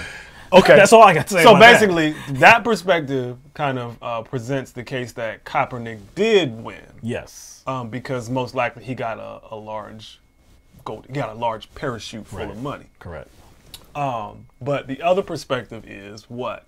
Like, Kaepernick sold out? Because that, like, when the news broke, that was the reaction. That's the reaction a lot of people had. They were disappointed and they were angry. Now, like, you said sold out. I didn't want to say that. See, that's what I'm saying. I'm not saying that. I know what you mean. That's what's coming from the people right now. So that's kind of how I had to say it. Yeah. Now, like you, our overall outlook of the situation didn't surround like a Kaepernick versus the NFL thing. Right. It didn't really surround that. That's not how we viewed it. Like Kaepernick's grievance, and that's how it didn't come off like that. As far as how Kaepernick was presenting it, that it was some sort of like grievance between him and the NFL. But it was more about a campaign to expose the collusion within the organization for the ultimate purpose of setting a precedent that would ensure players could, in the future, not face repercussions for, like, actions that are not even against the rules. Correct. You see what I'm saying? Right. So I think that was like kind of the broader, like, outlook that we thought was going to come out of this. Yeah. With this for players' rights. For players' rights. So I understand, like, why you need to have, like, kind of two different perspectives on this, because we do need to address, like, maybe some pluses and minuses of those perspectives. Now, what do you have to say about maybe coming from the other side? That's the side I feel more of. Okay. You know, because like you eloquently said, the whole point was to put it on blast, per se. The whole point was to highlight how the NFL squashed this man's opportunity because of something that was not even against policy. So the only way to do that is to actually reveal the corruption, reveal the collusion. You can't do that with a confidentiality agreement. You can't do that when you have to sign that and then take some lump sum of money. You can't do that. So I understand that. Look, I mean, because that's not closure. That's not closure. And I think people wanted closure because closure involves exposing the NFL in court. Yes. So we can see how much. You gotta put in bright lights. So how much collusion there was, like who actually was involved and how they went about that collusion. And so I think people are more like left with an empty feeling that they don't know what happened. So that's. It seems like the NFL was scared to actually get this out in the open. And Colin Kaepernick was like, well, there's a certain number. There's a certain number if you really want to settle this. So we thought, a lot of people thought what was paramount was actually revealing the corruption, not a lump sum of money. I understand that Colin Kaepernick should get paid. He should have been getting paid all these years being an employee of the NFL. But what was paramount, again, was putting it in bright lights, actually letting all of us see what the NFL was actively doing to suppress his career. So no matter what this confidentiality agreement suggests about the NFL, we are still left with kind of an empty feeling. Because in a roundabout way, they are admitting. Yes. They are admitting that something was done. That something was done in regard to collusion, about a collective effort by an NFL commissioner and maybe some team owners to keep Colin Kaepernick out of the league. Something was going to look bad. Something was going to look bad. And probably what was going to come out is that they lied about the reason for why Colin Kaepernick is not in the league, and they didn't want that exposed. Again, that's what the confidentiality agreement kind of suggests, but unfortunately, it kind of leaves us a little bit, like you said, an empty feeling. Yeah, it's still not like explanatory with details. It's like you pause the movie. It's like you pause the movie, and you just don't know how it ends. You know, it's a very unsettling feeling. Again, that's the only way that I can kind of explain it. It's like, okay, so the grievance is over. Obviously, Colin Kaepernick got paid. We don't know how much. Does this mean that Colin Kaepernick is out of the league for good because he got that settlement? Or does it mean that he will stop the kneeling and he will, be able to be employed in the NFL again? I mean, it's questions and no answers at this point. The reason why there's questions and no answers is because of the agreement. I don't like it. I don't like it either. Like one thing that I do acknowledge though, and it's probably a major hurdle for Colin Kaepernick and Eric Reid, was finances. Yeah. You know what I'm saying? That kind of was working against their desire and people's desire to see raw exposure. Because the NFL has deep pockets and they can probably financially outlast any legal challenge or any legal challenger. So that was working against them too. They could keep this in court. They could keep this in court for years. Eric Reid, if you told me that Eric Reid settled his grievance, then I wouldn't feel the same way, because Eric Reid is actually employed in the NFL now. He plays for the Carolina Panthers, and actually he was just re-signed to a 3-year, over $21 million deal. So if you told me, yeah, he came to settle his grievance, then I would say, well, that kind of makes sense. But Colin Kaepernick, who has been out of the league for 2 years now, why? If the NFL was exposed, do you think that they would suffer in the long run? Do you really think that they would suffer if they went through this court battle and had to kind of present certain documentation and certain evidence that would show collusion? Do you think that would hurt them? No, I don't. Because, again, what did we say would come out of that? Transparency, one, and the inability for you to do it again, right? So we would have some kind of like regulation. We would have some sort of reference point to why these new rules were set in place. Right. Now, since we don't really have anything tangible, you know what I'm saying, to hold on to, it almost is like this goes away without addressing the issue that Kaepernick brought up in the first place.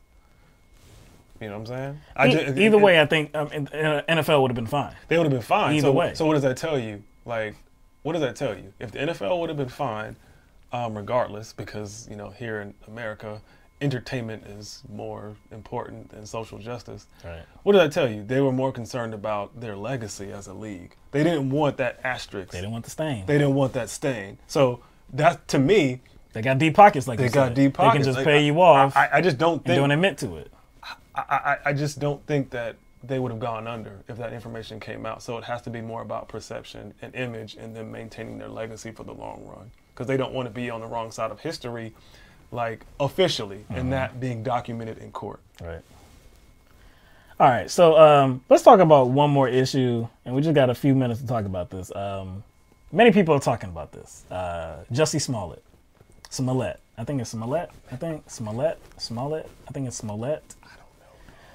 Jussie Smollett, he is the actor on Empire, and recently he said he was beat up. You know, he was accosted in Chicago. I believe this happened on January 29th, and you know, it was a hateful attack. He said that there was, you know, racial epithets thrown at him, homophobic, something about MAGA country. And a noose, you know, was wrapped around his neck. I believe he said this was at 2 o'clock in the morning. He was trying to get something to eat at Subway. He's crossing the street, and, you know, that's, you know, when this altercation happened. So you know, he went to the hospital. He told the police about it.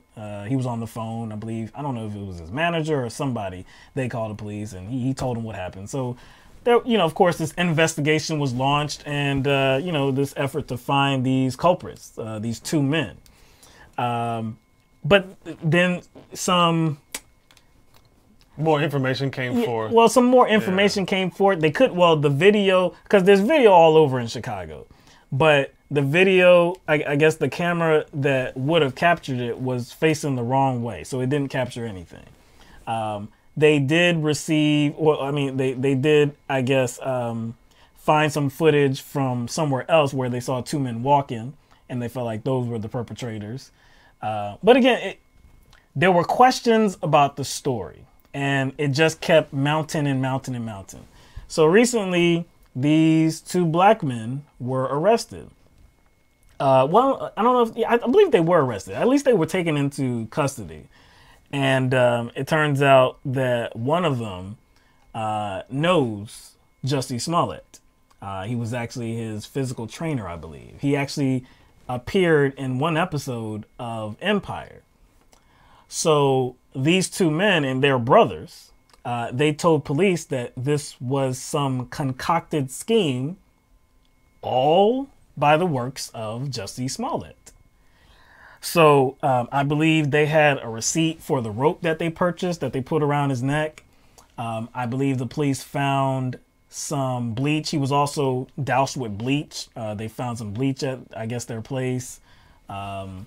Also, they took possession of a magazine, and that's important. I haven't explained that yet. But the thought here now, today, is that this whole thing came to be because Jussie Smollett was upset that some racist letter that he got didn't get more attention. So there was some racist letter that was sent to the studios, I believe, Empire Studios, I believe. And I believe that says something about, you know, some racial epithets. I think it said MAGA on the envelope, maybe something like that.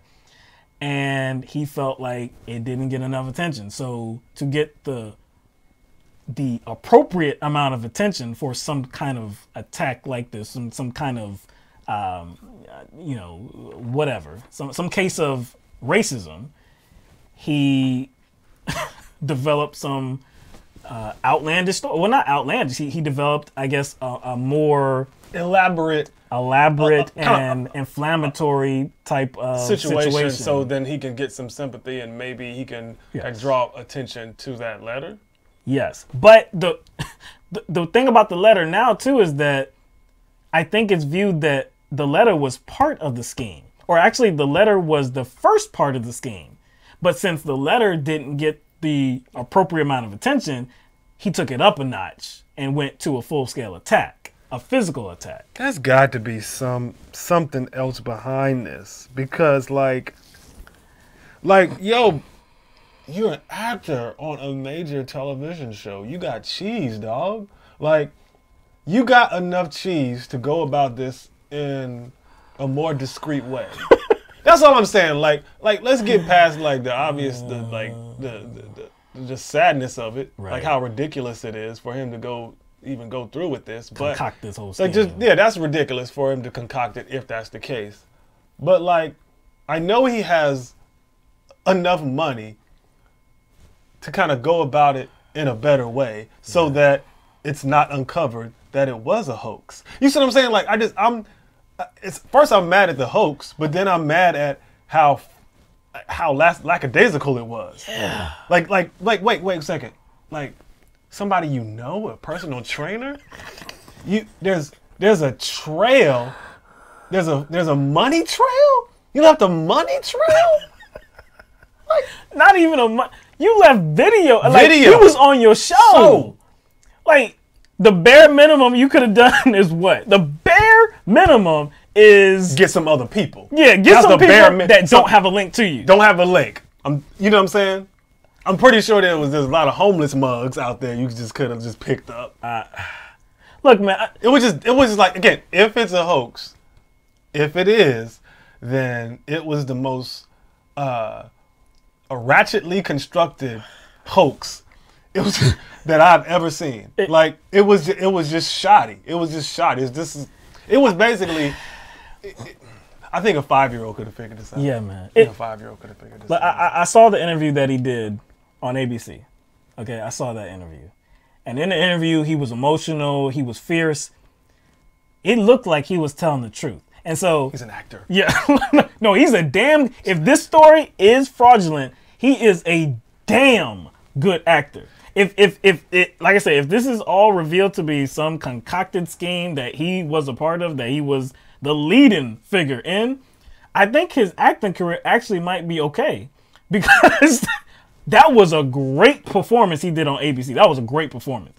I'm not ready to indict him yet. I'm not ready to say he's definitely a part of this. Like, this whole thing was a sham. I'm not ready to do that, but I'm like 99% of the way there, because all of this, it doesn't.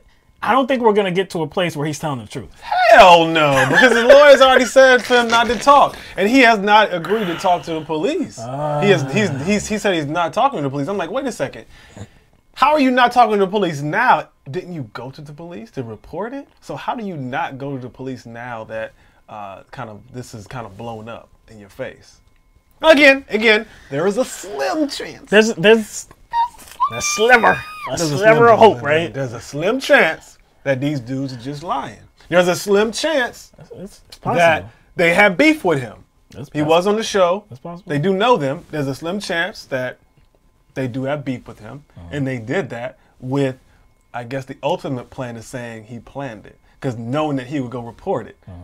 That is a possibility. I've seen some other conspiracy theories too, but I don't even want to go into it. It's some LGBT shit, man. I don't even want to go into it. If y'all want to go into it, go and check out Tariq Nasheed's Twitter. It's quite funny. But it again, like you said, this is sad. You know, it's sad, and I mean, it's very unfortunate that so many people actually lended their voice to this and was like, man, this is horrible. You know, this is what happens, you know, in Trump world now, you know, and blah, blah, blah. I believe, Senators Kamala Harris and Cory Booker, they framed the situation as a modern day lynching. And now, you know, it's like... think about this, dog. Think about this. If they wanted to kill him, they could have. Yeah. Do you see what I'm saying? That's another thing. That's another red flag for me. It is. You know what I'm saying? That's another red flag for me that he got away. Yeah. Well, he said the attack just stopped. He said that it just stopped. See, it just stopped. Like, I guess they were trying to scare him. I don't, man. It just don't even make sense. And my thing is, again, it doesn't just make sense for that reason. It doesn't make sense because I don't think you have to concoct or create this kind of scenario, this fake hoax scenario, to, I guess, criticize, like, I guess, the hate that kind of Trump is promoting. Yeah. You don't have to stage anything like that. Dude, there have been so many instances that have been recorded on camera that we have discussed. Instances where it's clear racism. You don't need to invent anything. There are so many there's so many situations to discuss and be like, this is what happens when demagogues get to talking about some racist stuff. Get to demonizing others and trying to split people up and saying that we have to discriminate against them, we have to disenfranchise them. This is what happens. Like, we already know that. You don't have to like put your own situation in there, like create your own situation. We got enough to talk about. But see, it's not about that. It was more about like him wanting to be like a voice for that stuff. So then I get it. He has to create a situation so he can then express himself. But then he doesn't. Well, that's a bad move. That's a bad move. And then, again, into that, that's why I said this dude is a terrific actor if this is untrue. Because on the ABC interview, he talks about that. Like, why would I? He says something like, why would I invent something? I have too much respect for victims that have been people that have been victims of this type of assault. Actual victims. Meaning that he is going to hurt their case. Because now people will look at this and think that and extrapolate this situation onto every single situation. But he's talking like he is telling the truth though.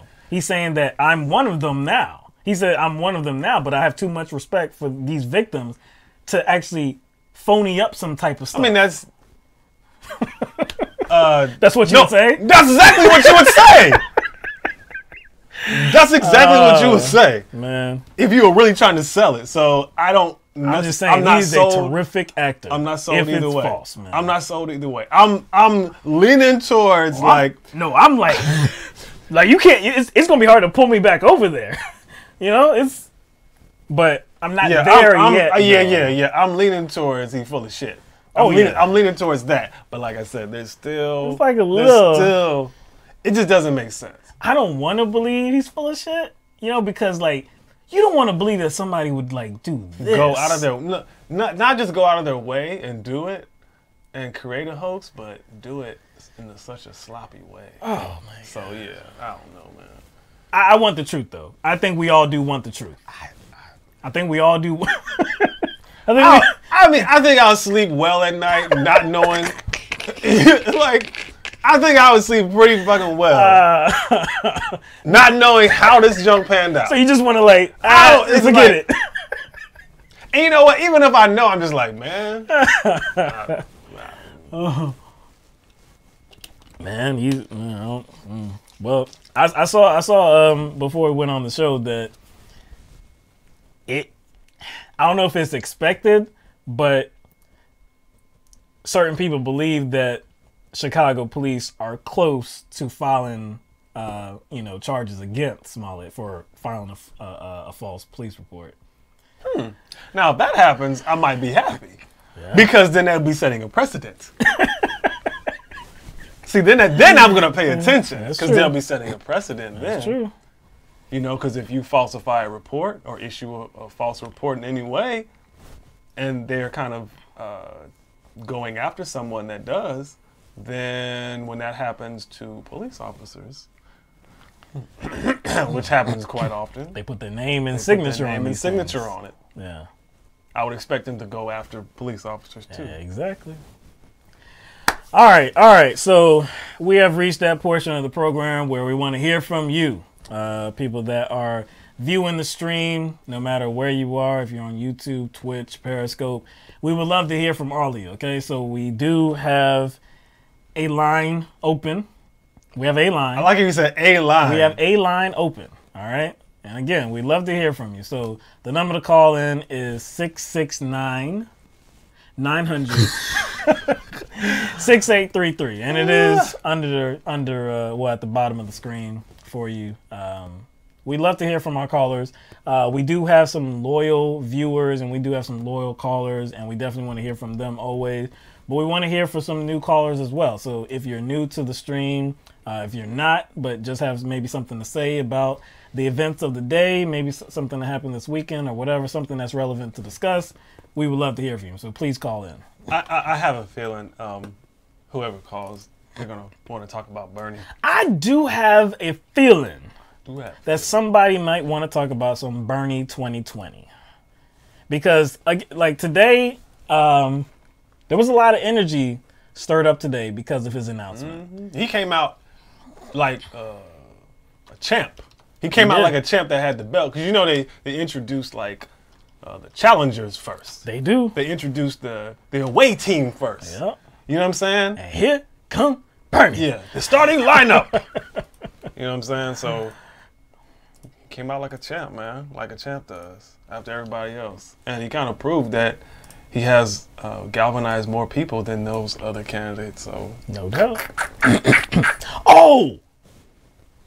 I forgot one video to show you. Since we're talking about Bernie, you know CNN is going to do their best to try to do that to Bernie Sanders. They had this plan. They had this plan, right? So they were like, when is Bernie announcing? Is he announcing now? Wait, hold on a second. He's not announcing now. We got to wait. We got to wait till he announces now. So discussing the 2020 presidential election and discussing Bernie Sanders' announcement earlier today, CNN got to talking about it. And so they sought the services of Nia Malika Henderson, I believe.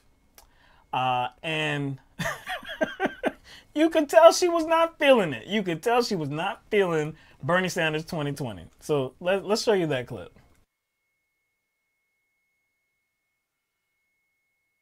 Tell me where you think. What space does he occupy in this Democratic field? You know, I think he's mainly going to be just a voice for the left. It's really hard to imagine who the Bernie Sanders voter is at this point beyond what we know the Bernie Sanders voter has been. And it's sort of the Bernie bro, right? Somebody who's a bit younger, whiter, I think, than the overall Democratic primary process usually is in those voter groups. So it's hard to see what sort of lane in terms of building some sort of multiracial coalition. It is interesting, though. He clearly is mindful of that. Oh, yeah. While he has moved, I think, the party left on any number of issues, Medicare for all and college tuition. He himself has been moved left on issues around race by the party itself, right? He was very uncomfortable in many ways talking about race. In 2016, there were some sort of uncomfortable interactions he had with Black Lives Matter protesters. You see in that announcement video, he mentions racial equality, right? And that's something I think we're going to hear quite a bit from him. He calls the president a racist.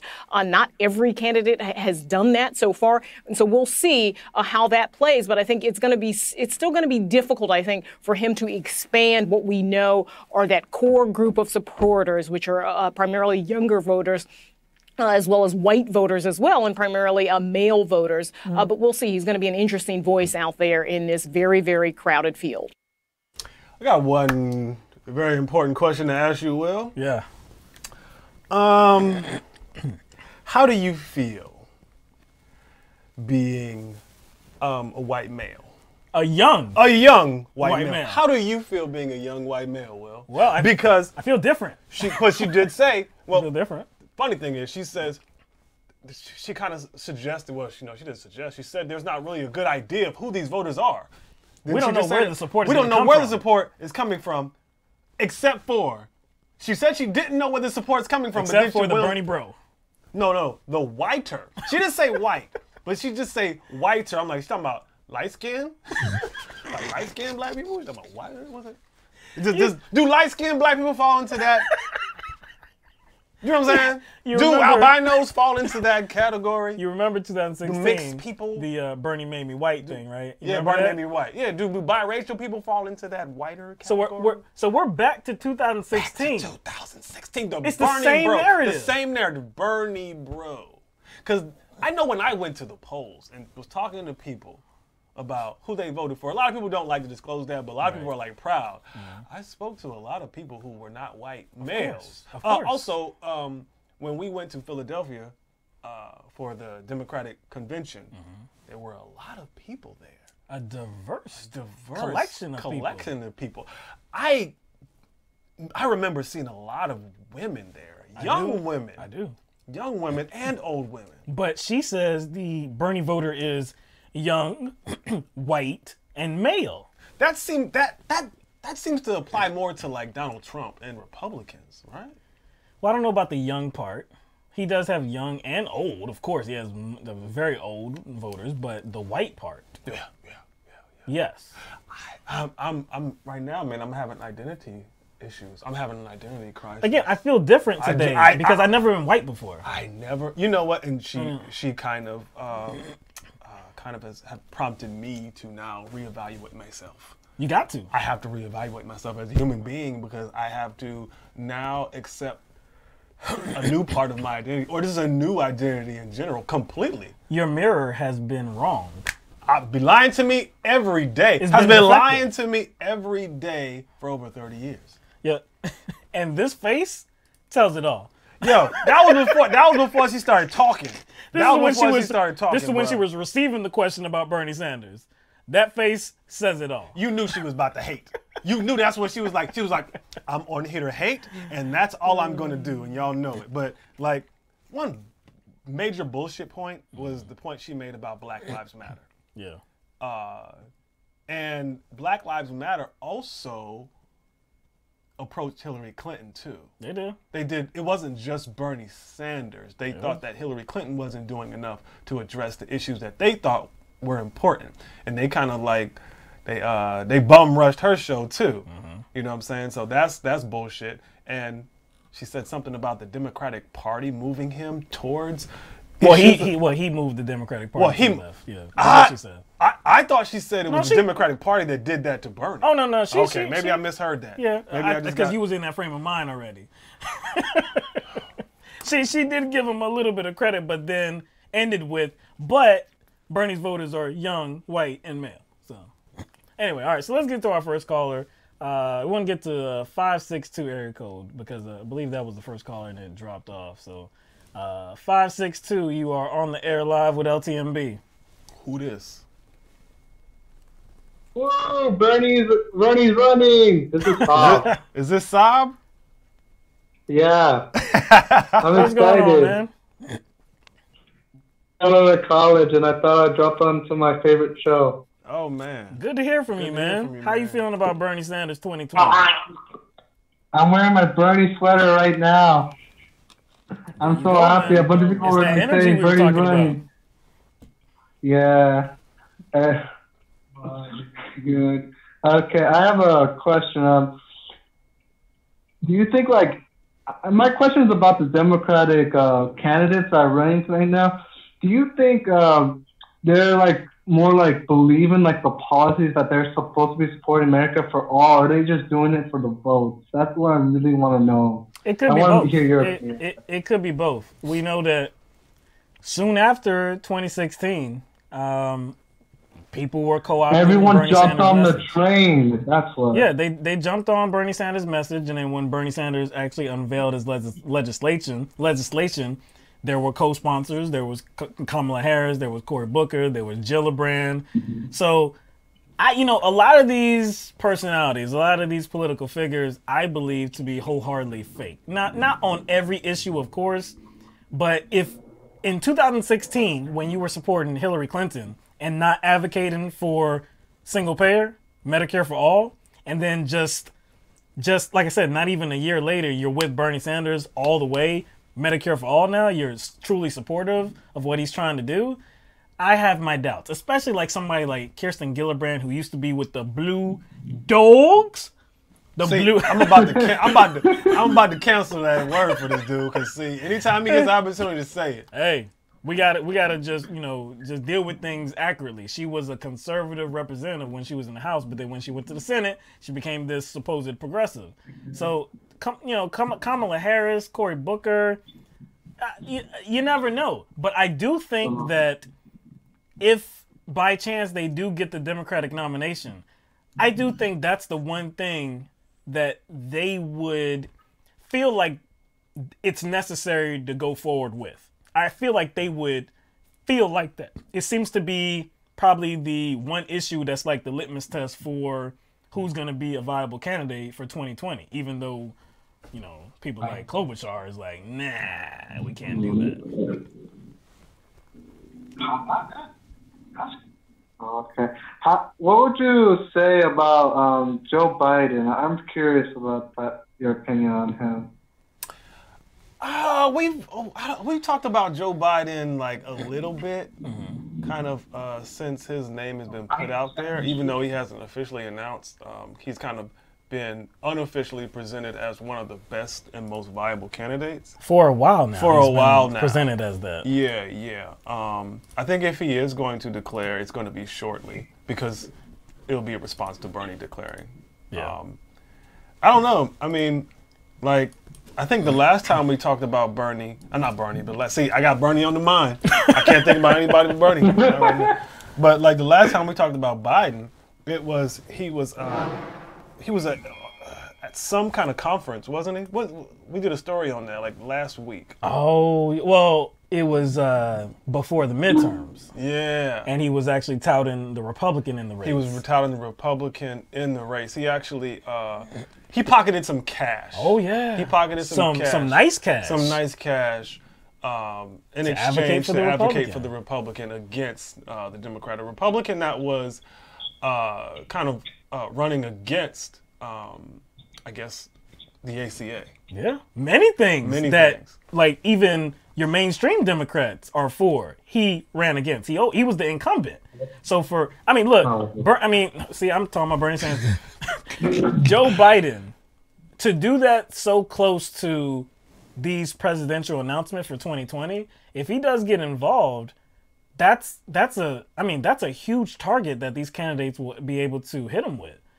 I mean, that even without that, Joe Biden doesn't interest me, doesn't energize me.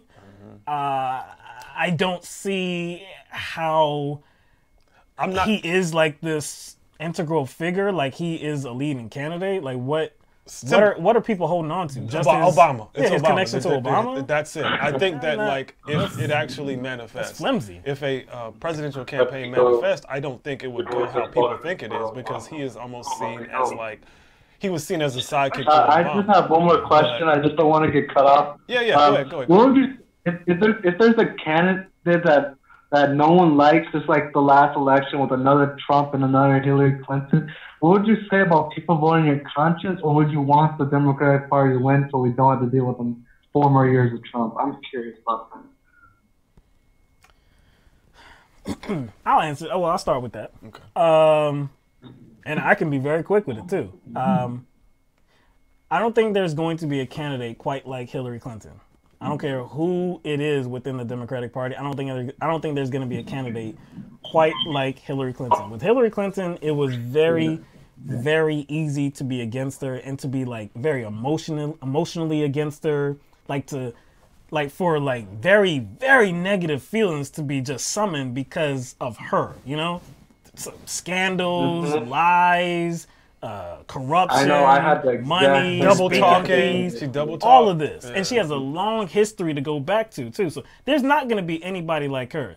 So just in terms of the people that I think, the people that have announced and the people that I think are probable to announce, I think I would vote for them over Trump any day of the week. Mm-hmm. Yeah, and no I don't think any third party has announced. No, as far as I know. No. So, I think we went over this. We went over this on this show a lot. Oh yeah, the Starbucks guy, he did announce. Yeah, he hasn't announced. Yeah. See, they got you thinking he announced because they're giving so much attention to him because of his money. They gave him a town hall. He's been on like 10 or more shows. Yeah. And So they got you thinking he's running for president, even though he hasn't announced yet. But he hasn't officially announced. Okay. All right, want to say I love you guys. You guys are awesome. Well, we appreciate you calling in, man. Always enjoy hearing from you. I want to see the let the madness begin. I really want to buy one eventually. Okay. Lots of love from Downey. Bye. All right, appreciate it, man. Appreciate it. See, I can't agree with you, Corey. Corey says Kamala Harris I was gonna exactly say that same like thing. Hillary. Like, to you. Yeah. Again, like, we have to talk about these things in context. And, like, she's exactly like Hillary to you. So, do you think most Americans will perceive Kamala that way? I don't think you would answer that question in the same way. So, if you're not coming from your own perspective, we're just talking about a like general voting base, I don't think you could say that. No. I mean, like, again, yeah, she might feel like the same thing as Hillary Clinton, a phony, corrupt, and you could be right. You could be totally right about that. Totally. But she will never have the same stain as Hillary Clinton. You can't go back as far with her. There's not as many things to pick apart. It's just not enough material. All right, so let's get to 443. I think we know who this is. Welcome to the show. What's going on, man? Hey, what's going on, fellas? It's Court. What's happening, man? How you doing tonight, Court? Man, I'm doing good. How y'all doing? Good, man. Yeah, good. Yeah, I think, good, man. Yeah, today, Tuesday, Bernie Sanders. Feeling a little more energetic, just a little bit. Him announcing, and then again, like the two people that give me a little bit of energy, him and Marianne Williamson, having to talk about them. I feel good today, man. Yeah, I feel like I can do 1,000 push-ups, man. So fellas, is anybody calling in right now? Nah. All right, cool. So let's break some shit down, right? All right, man. So Bernie announced today. All right. And I'm at work, and I hear he announced. And the first thing I say, because, I work with a lot of conservative motherfuckers, right? I mean, I love these people. These people have stuck their neck out for me, and I stick my neck out for them, but they're conservative. And they're conservative, right? I got told that Bernie announced, and the first thing that crosses my mind is, man, I wish he waited just a little bit longer, because I want to see where the Democratic Party wants to go as a whole, right? Like, I want to see where it wants to go as a whole. Like, because you fellas know me, I play devil's advocate. Right. I'll always say some shit that people won't agree with. Like when the Nathan Phillips thing came up, a lot of people didn't agree with what I said about Nathan Phillips, but I'll always play the devil's advocate because it's necessary. You got to play the devil's advocate, right? And with Bernie announcing, the devil's advocate is maybe Bernie is too progressive and he's going to scare people off. That's the devil's advocate in the Bernie argument. No, I feel you. I feel you on that. So I'm like, did he announce too early?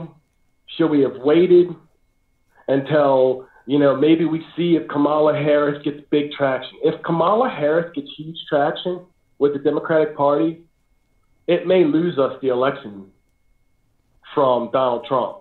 And it's not because Kamala Harris is horrible. It's just because I feel like there are people on the independent side that are not going to cotton to Kamala Harris because they're going to see her like a John Kasich, or they're going to see her like a corporatist, like she's not in it for you. She's in it for the most influence and the most power, and you don't have that because we don't have the kind of influence over Kamala Harris because we're not in her ear with money. And that sucks to say that because I'm not saying Kamala Harris is a horrible person. But that's true. I mean, we have elements in the Democratic Party that are they are motivated by third way liberalism, and that's all about money. And I worry that if Bernie comes out this early, and the progressive side of the Democratic Party starts to flounder, that we lose Bernie again, and then that worries me. What do you fellas think? I don't know. I like that you do play the devil's advocate because you do have to look at, the pros and cons of things. I don't know if it's going to hurt Bernie Sanders to come out this early, because I see it as, because I could say the reverse of your reverse, because if Kamala Harris comes out and, you know, she is looked at as the leader right now anyways. And Bernie Sanders waits months to actually, you know, come out and announce his presidency, announce his candidacy. Would it be too late at that point? Because if Kamala Harris has actually garnered a following, like some real support, you know, mid 2019, late 2000, well, probably not as late as 2019, not late 2019. That's probably when the debates will start. But mid 2019, again, I don't know. It might be similar to 2015 when Bernie Sanders, even though he came out somewhat early, it was still way too late because nobody really knew who he was and everybody thought Hillary Clinton had it in the bag anyway. So he was still trying to play catch up. At least in this regard, he's right with everybody else. You know, everybody's really starting from equal footing. And actually, I can't even say equal footing because Bernie Sanders, I would think, would have somewhat of a leg up. I think he's ahead this time, and you know, networks like CNN and the corporate media are going to do everything that they can to present the opposite. Yeah. You know what I'm saying? I think they know that Bernie is ahead in the polls right now. They know that Bernie is the most popular politician, and so they're going to do all they can to present this Democratic field as something that has Bernie Sanders ranked lower, like we covered earlier in the show. Oh yeah. But as far as like people automatically thinking that Kamala Harris can't beat Trump, I can't really respect that sentiment because we still have to take into account the statistics of the 2016 election when somebody so detestable was included, and that person is Hillary Clinton. Like, we got to look at the numbers. We got to stop, like, I guess, issuing our political analysis based on like our progressive mindset, our progressive attitude, our very radically leftist mindset, like, and just look at it for what it is. The statistics of the 2016 election had Hillary Clinton getting the popular vote. And that's the point. You know what? And I'll just add on this real quickly and let you continue. Hillary Clinton won the popular vote by what, about 3 million votes? 3 million votes. All right. Also, in 2018 in the midterms, Michigan and Wisconsin, those states that she lost, went Democratic in terms of governor. So we don't know that it will go Democratic. I mean, it depends on who the candidate is. It's up in the air. I don't think you can definitively say that, and that's why it's important for us to talk about Kamala Harris not having the same amount of baggage. Like, we can talk about Kamala Harris objectively between us. Yeah. Like, we have no problem with that. We know who she is. You know who she is. But it serves no purpose to talk about Kamala Harris in a way that only appeals to us. And like, we're trying to kind of give a forecast of the election. That's what we're trying to give. We're trying to give an overall forecast. And if you look at 2016, Hillary Clinton won the popular vote. And she won the popular vote even though she is who she is. And Kamala Harris, as much as we, you know, kind of are against her, she does not come with that same baggage that Hillary Clinton came with, no matter like what you say, no matter like no matter what picture you try to paint. So I don't think it's definite that she can't beat Trump. No, I think my opinion would be that she would beat Trump. At this point right now, I would suspect that she would beat Trump. I think people are afraid to say that because they want Bernie Sanders to win, and they don't want another, you know, a third-way Democrat to get in there. And I understand that. I understand that being desired, but you can't extrapolate your desire like it onto your political analysis. That's all I'm saying. So I'm with Court in this one. I was kind of ready for Bernie Sanders to announce, just like most people, but I thought he would do it kind of closer to summertime. I also think that Trump's speech and Trump's rally in Miami was a kind of I don't know. I think that was a message toward Bernie Sanders.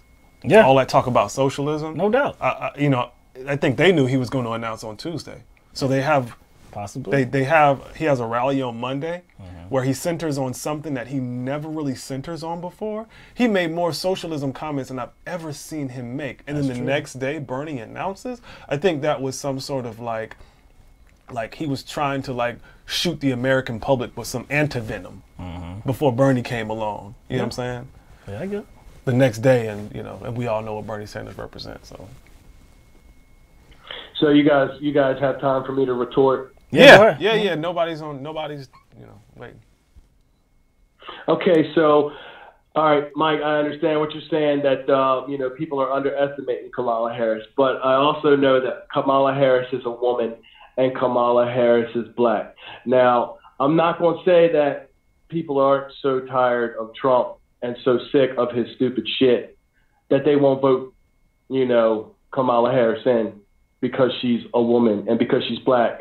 But I'm going to say that that's going to be a huge factor, and it's a wild card that needs to be looked at. And if she was going to actually win, if she was going to actually beat Trump, she'd have to be progressive, and undeniably so. She'd have to be the opposite answer of him. The problem with mainstream third-wave Democrats is they are mealy-mouthed versions of Trump. Like your Cory Bookers, your Kamala Harrises, your Hillary Clintons, your Bill Clintons, your Joe Bidens. I'd say like at the far end of this spectrum, you'd have a Beto O'Rourke. Like that's the lightest version that you're going to get of this, right? But in this spectrum, you have Democrats that what they do is they pay lip service to the middle class and the working class, but they pay homage to the donor class. Like they don't really, it's not like the Republicans where they just don't give a fuck and they don't even listen to what you have to say. They're not going to take any of your concerns to the donor class. They're going to get the money they need, and then you just get what you get. But with this particular type of Democrat that I see in Kamala Harris, it's like they'll listen to what you have to say as a working class person, as a middle class person, and they'll act like they really care about it. And the corporations and things will go along. They'll play ball. But at the end of the day, they're going to get what they want. You aren't going to get much, right? We want somebody who wants to play fair. That's the Bernie Sanders. That's the Elizabeth Warren. You know what I mean? Like, those are the candidates. That's the Marianne Williamson. Those are the candidates who we know are going to gank the needle as far left as a person like Donald Trump or Steve Bannon, or Jeff Sessions would pull the needle right. Like, we know that those are the people that are in our corner. And that's why I think that Bernie should have waited, not because Kamala Harris can't beat Trump ever. It's just I know with the sentiment in most of America right now, the media will be able to paint her into a corner of, her prison reform stance kind of sucks. I mean, her weak-handedness on many progressive issues up until she decided to run kind of sucks. And it can easily be used against her. And the media is disingenuous. They don't give a shit about whether or not she would make shit better for a middle-class person, a working-class person nominally. They don't care about that shit. They care about the fact that ABC and NBC and CBS are paying the bills, and they're run by Rupert Murdoch and Disney and whoever, one other corporation I can't think of that corporation right now. And they're not going to stand for a progressive candidate. And that's what I think we need to look out for when you see Bernie start to run. I mean, look at why Marianne Williamson gets sidelined, because she has the woo. I still don't hear her on the Majority Report. Right. David Pakman called her a bullshit artist. You know what I mean? It's like it has permeated the miasma to the degree that you can't even get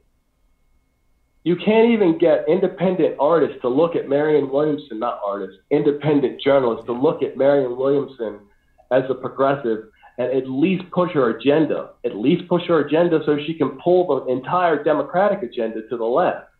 That's what scares me about Bernie coming in so early, man. The media has this uncanny ability to fuck with an ignorant American public. People listening to this show right now, represent the creme de la creme of American politics when it comes to being informed. That's honestly the case. Most people in the country don't know what the fuck we're talking about. And if you were to say anything at all to them about this stuff, their eyes would roll and they would go about their business. That's why Trump got elected, because of stupid shit like that. And that's why Kamala Harris could lose to Trump, because they're so angry right now, but they don't know how to move that needle gradually towards the left. I mean, they've been brainwashed. Socialism is horrible, right? I mean, they've been brainwashed, completely brainwashed. Diversification is weakness. People who are snowflakes complain about bad conditions. Rich people do deserve all the money they get. They earned it. You know what I'm saying? Like, it never crosses their mind to think about the nuanced shit that brings you about to a Trump, that brings you about to an oligarchy, that makes America into a plutocracy. They don't think about that because we've been trained to think about shit in black and white. Well, let me jump in on what you initially said about Kamala Harris. That's one point that I raised too, about her being a black woman. Mm-hmm. That is an issue that you can't just sidestep, you can't ignore.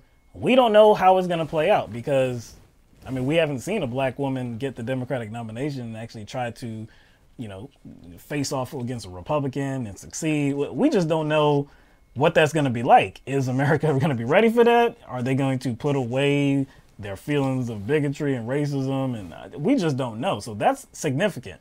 And so significant that I would say that of anybody else, I don't want to say that she would be the weakest, but I mean, she might face the most troublesome road because she is a black woman.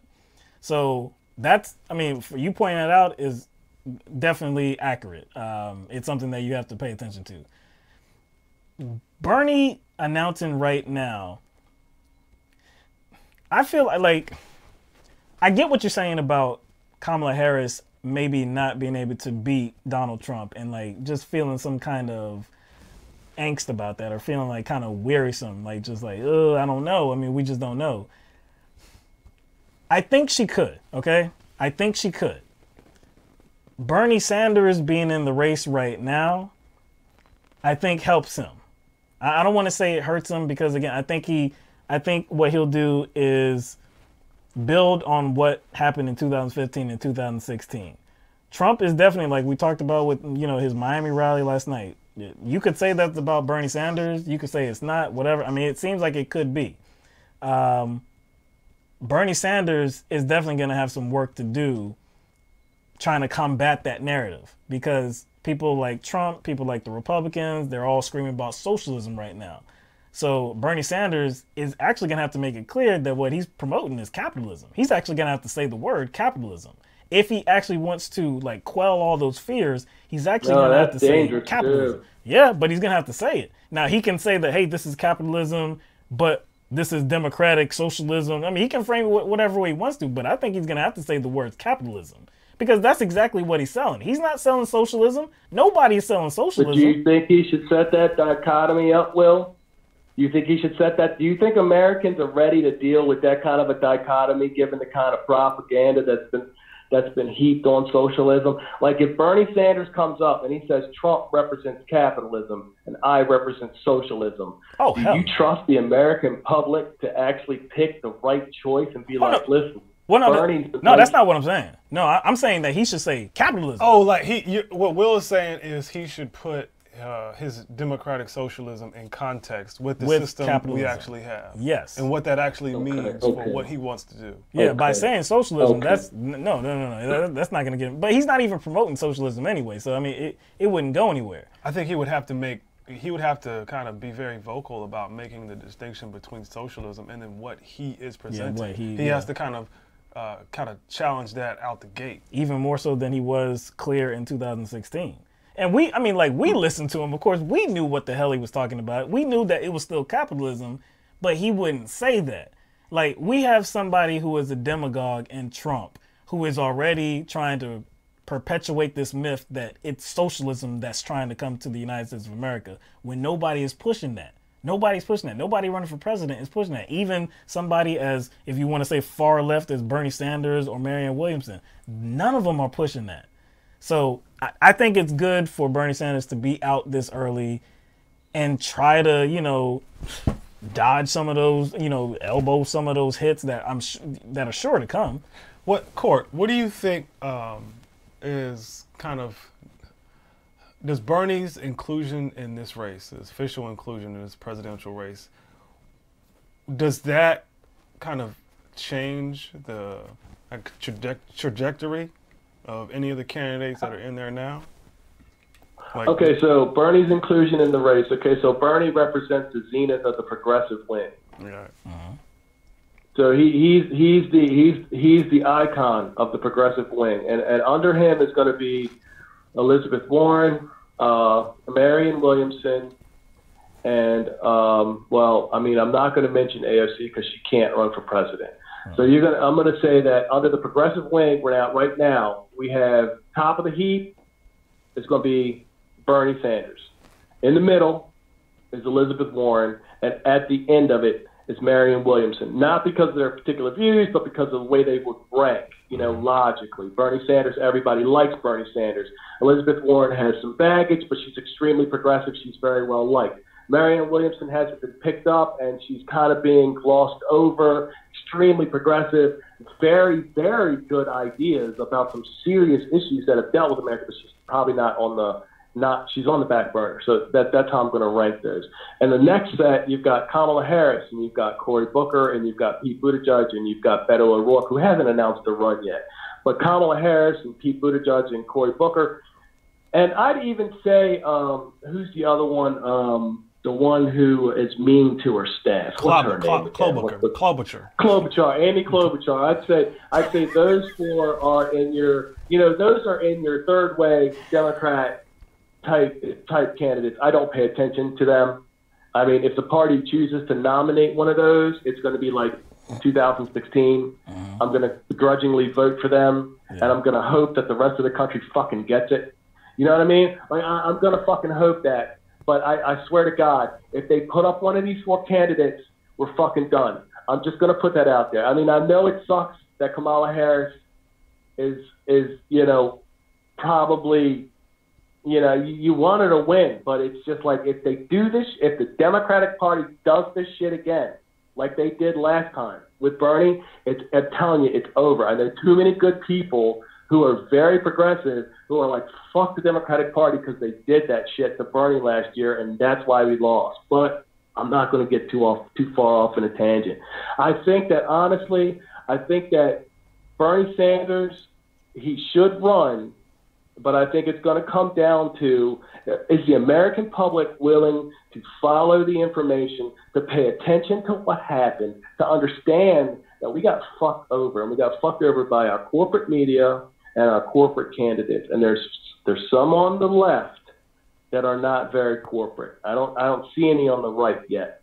But see, this is where the con is going to come into play, though, because Kamala Harris's voting record is actually not bad. All right, that's one thing. She bills herself as a progressive. That's another thing. Some of the same positions that Bernie Sanders has, she has already adopted. So the corporate media, they're going to do their best job at actually selling Kamala Harris as this progressive, and a lot of people are actually going to fall for it. So that's why I think Bernie Sanders being in the race now is important, because if that narrative is allowed to go for a certain amount of time without Bernie Sanders' inclusion in it, again, I don't know. I think he might be playing catch up. I think he probably would have been playing catch up. I think Corey in the comment section kind of pointed something out that we talked about in previous shows about Kamala Harris, and I can't find the comment, but Corey says she's a good actor. Kamala Harris is a good actor, and she's a good liar, and we talked about that. That factors into our political analysis. That's why we have the political analysis that we have when it comes to her viability in a presidential run in 2020, because we understand that a lot of people will buy what she is selling. Now, our analysis of how whether she can beat Trump or not should have came with a caveat, and kind of Court highlighted what that caveat should have been, is if they do the same thing that they did in 2016 to Bernie, then I do think the case is definitely closed on Kamala. I think like we weren't talking about it in that way. We were talking about it, I guess, with the impression that it wouldn't go down like that. So if it doesn't go down like that, does that kind of change your outlook, Court? You see what I'm saying? Because that's kind of how we were talking about. If the Democrats legitimately choose Kamala Harris, if we see a groundswell of support and we see a groundswell of, you know, positive influence from Kamala Harris, we see a change in certain positions, and, you know, legitimately comes up, you know, she won the Democratic Party approval. She won that nomination. I mean, I can see her winning. If it's like you don't hear shit about Bernie, you don't hear shit about Marianne Williamson, you don't hear shit about Elizabeth Warren, all you hear is Kamala all day, and then all of a sudden, you know, when you don't see people's polling places that could vote for Bernie open and shit like that, you know, like she's gonna lose. She's gonna lose. Yeah. So she's got to pull it off. It's got to be legitimate. It's got to be legitimate. Yeah. Okay. Yeah. Then see, then kind of our outlook would probably change then. Yeah. You know what I'm saying? Because then, like that would be the extension of 2016. Like people are not going to. It'd be a miracle like Bernie, fellas. It'd be a miracle like Bernie. Like if you guys honestly got on here, let's say 3 months from now, and started pushing Kamala Harris hardcore, it'd be a miracle like Bernie. It'd be like tomorrow I turn on the news and I get this mea culpa from Kamala Harris about prison reform and how she's going to do everything in her power to make sure nonviolent drug offenders get released as soon as she gets elected. You know what I mean? Like it's going to be a miracle like that. Don't hold your breath. But if that shit happened, I would be like, yeah, Kamala could take it. She could take it. And it wouldn't, we could like, there would be a mediocre, like not mediocre, but there would be a compromise between the mainstream establishment left and the extremely progressive left. But that's going to take a soul searching, and she's going to have to be genuine about it. And she would probably have to lose all of her media backing, and she's not going to do that. We'll see, but she's not going to do that. Yeah, nonetheless, man, this is going to be an interesting season. There's a comment from L Train saying all individuals need to participate in the debates. None of this keeping certain people out of it. And I agree with that. We don't know what are the parameters going to be because, of course, they can't be the same as what they were previously because, you know, especially with just Bernie Sanders and Hillary Clinton, there were only two candidates. At the beginning, there were more. There were there were a few of them on that first debate, at least. But yeah, I think they all, I believe I heard that there's not going to be like this kind of B team thing that the Republicans did in 2016 where they had like the main stage and then they had the B team, you know, come on for like a less important debate. And you totally skipped junior varsity. Yeah, I did. Damn. Wow. The B team. You totally skipped. Damn, so I don't know what the parameters are going to be. I know I saw Marianne Williamson saying on Twitter, I believe, that the early rules from the Democratic Party or something about you have to have, maybe I can find it. I think you have to have like a certain amount of contributors from every state. I think like 6,000 or something like that. I can't remember what she said. Let me see if I can find it. But that's, you know, she's trying, I mean, the hardest thing that is going to be, well, the hardest mission that she has is going to be the fundraise. I believe she said she's going to move to, or she's already in the process of moving to Iowa, which is going to be the first primary. So she's really trying to focus on them first 4 states, because if you're not making any headway in the first 2, you're good as dead. You're out. So. Yeah, I think you're right, and I see Joe Biden's being mentioned a lot in your chat too. Yeah, and that's what I was about to address. But go ahead. Like yeah. Joe Biden, we got about a minute and a half. Just let you know, man. I think Joe Biden is probably, you know, I mean, he's probably in the same category as Kamala, Corey, and Klobuchar and Buttigieg. You know, he's an establishment candidate. He could probably beat Trump though. You know, but it would be, I mean, and I hate to say this, but it would be because he's an older white guy.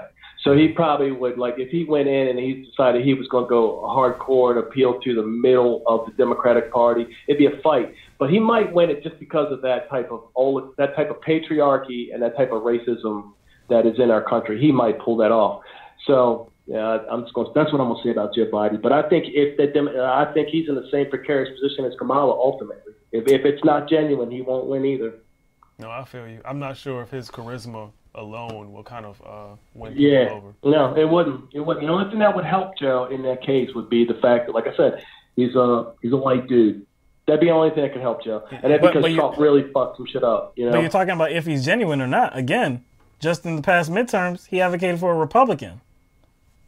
I think he already did himself in. Right. He did. Yeah. He did advocate for a Republican. And maybe that would even kick him. Maybe that would even just sideline him. So I might, my analysis might be completely off because I wasn't thinking about that. And you're right. He did advocate for it, and I believe that dude won. Yeah, of course. Because he advocated for him. Close. It was a close. It was a close win. Yeah. Yeah. So I mean, that's probably. Like Joe Biden is probably is a dead horse at this point. I mean, the progressives in the Democratic Party are what we need. Yeah. Because it's keeping people honest. Joe Biden, while I like Joe Biden, if I was to vote for him outright before Bernie or Elizabeth Warren or Marianne Williamson, I'd be dishonest. I'd be selling out, and I know I would. 10 seconds, Court. Not my bad. Nope, we had 1 second. We had 1 second. Let's give it up for Court, though. Appreciate you calling in, Court, and all the wisdom that you always share, man. Breaking it down for everybody. Breaking man. it down, really, man. Really good like conversation. Kind of outline your analysis. Appreciate that. So hold on, Marianne Williamson. Yeah. So she did share. This was yesterday that she shared this. She said DNC rules say that in order for me to get into the debates, I will have to have 65,000 unique contributors from 20 states. So that's to get into the debates. 65,000 contributors from at least 20 states. I guess that's the initial rules. I don't know if they're going to be anything else on top of that, but. Even for Marianne Williamson, I mean, I don't know. We're talking about politics. Again, she's not very well known in this space. She's very well known about some other things, her activism, that she's wrote many books. Self-help, all that. So you're saying the question is whether that will transfer over into the political arena. We have yet to see. Danger Russ says Joe Biden is the fun uncle of this election. Yes, that's true, but I think you forgot the inclusion of another characteristic. Joe Biden is the fun, touchy uncle of this election. Yeah, man. Oh no, he's the handsy uncle of the election too. I seriously, even without the knowledge of him advocating for that Republican, Joe Biden, I don't get it, but whatever. Just to go in more depth about what he actually did, I'm trying to look for, yeah. All right, so he showed up for Representative Fred Upton. This was in Michigan. And so Fred Upton, he was the incumbent in the race. Biden, he was being, I guess, urged to support the Democrat in the race, but he didn't want to do that. So since he didn't want to do that, the Democrats just want him to stay out of it. He didn't do that. He showed up for the Republican. The Republican won, and by a very slim margin. The Democrats thought that they could actually pull out that victory. And it being so slim, I don't know what kind of effect Biden had. Nobody can say what kind of effect he had. But I think one could logically state that it might have. I mean, you could make a case that it might have helped the Democrat in the race. I don't even think it matters. I don't even think it matters to, I guess, try to determine whether it did affect the outcome. Right. I think it only matters that what happened. What happened. Yeah. And how he showed up for the Republican. Yeah. You have to just deal with that reality. Not just showed up for a Republican. He showed up for the Republican with money in his pocket. Right. In exchange for money in his pocket, I think. How much? $200,000. So the optics of it just look kind of shady, man. Like you said, Upton, who won, fought against the ACA, supports anti-abortion legislation, A rating from the NRA, voted for the tax scam, the Tax Cuts and Jobs Act, voted for the Patriot Act, opposes marriage equality, opposes gay adoption, supports the death penalty. If it was just like, if this was a centrist Republican, like if this was a moderate that, you have those Republicans that I guess you can deem them to be moderate, and then like on social issues they lean left, right? There's some of those Republicans out there. If this was that type of Republican, maybe it wouldn't look so bad. Not so bad. But for a Republican like this who is on the far right, not in the middle, to any degree out there, he's not in the middle whatsoever. He's far, far right. And because of, I guess, a relationship that Biden has with him. He's a nice guy. He's a nice guy. He's a nice guy. So he showed up. And I think, like, when asked about it, no. He wasn't asked about it. He brought it up himself because there was criticism. There was an article. Yeah. He mentioned where it came from. Right. And he was very dismissive. And he pretty much distorted the problem that people had with it. That's another issue. So what he said, I like Republicans. Yeah, it was like something. Forgive me, Father, for I have sinned. Yeah. And he said, I just like a Republican, as if that was the issue. I was like, that wasn't the issue. You can like a Republican all you want, but when you take money in exchange to supporting that Republican close to a race, and then that's the problem. And then it's about the Republican too. If those things. Yeah, if this Republican that you like goes against your political ideology, why would you try to promote that individual to stay in the United States Congress when you know by that individual being in the United States Congress would make it that much more difficult to achieve progress? It makes him look like a straight hoe. You know what I'm saying? It just does. I agree, man. I agree. So again, that he did it this close to people announcing for 2020. Go ahead, come out if you want to. You just gave people ample material to hit you with.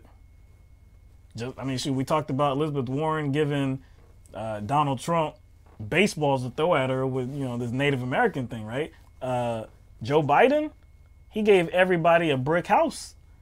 If you can say that Bernie Sanders is not a Democrat, what are you going to say about Joe Biden? Notice that I have not, seen the corporate media kind of pay attention to that at all. No. It's interesting how Bernie Sanders gets criticized on his loyalty. Right. But Joe Biden pretty much did the ultimate act of disloyalty. Not only did he speak for this dude, he actually physically showed up for the dude, collected $200,000. He collected $200,000 and just passed go. But he should be seen as like one of the front creme de la runners creme in the Democratic Party. Yeah, exactly. Please, man, get out of here. L Train said Liz Warren should just drop out now. Nah, man, she should keep drinking beer over some live feeds. That's what she should do. Live stream beer drinking. That's where she excels. You know who we're not hearing anything about? Who do you think I'm going to? What do you mean by anything? I don't hear anything. Gillibrand? No, forget, man. I just saw her.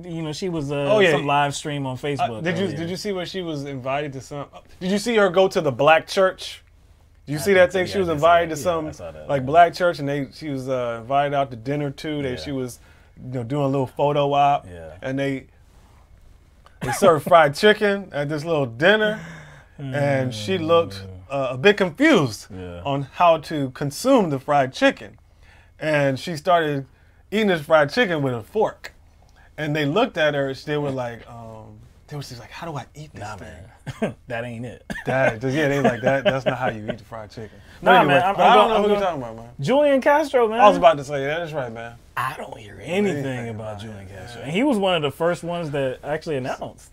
I don't hear anything about Julian Castro whatsoever. I was gonna ask Court what he thought, because he was talking about the progressive wing. Bernie Sanders, Elizabeth Warren, Marianne Williamson. Where would you put Julian Castro? I know some people do not believe that this dude is a progressive, and I think a lot of that has to do that he actually worked within the Obama administration. Not to say that it's not valid or not for you to criticize him and like say that he's not a progressive, but I think a lot of it has to do with his connection to Obama. But I don't hear anything about this dude. I'm trying to look for media appearances that he's going to make, or I don't hear nothing. I don't see anything. I look for events. Of course, he's going to have events, but I don't see any major events or. I don't know that I would go so far as to say Castro's a centrist. I don't know that I would go that far. I don't know if I would go that far. Would you go that far? Would you say that he's a centrist? I wouldn't go that far, but I already know that label is going to be put on him because of him working with the Obama administration. So. I don't, like I said, I don't know that I'd go that far. Yeah, dog, I don't. Unless you just completely ignore anything that he's saying.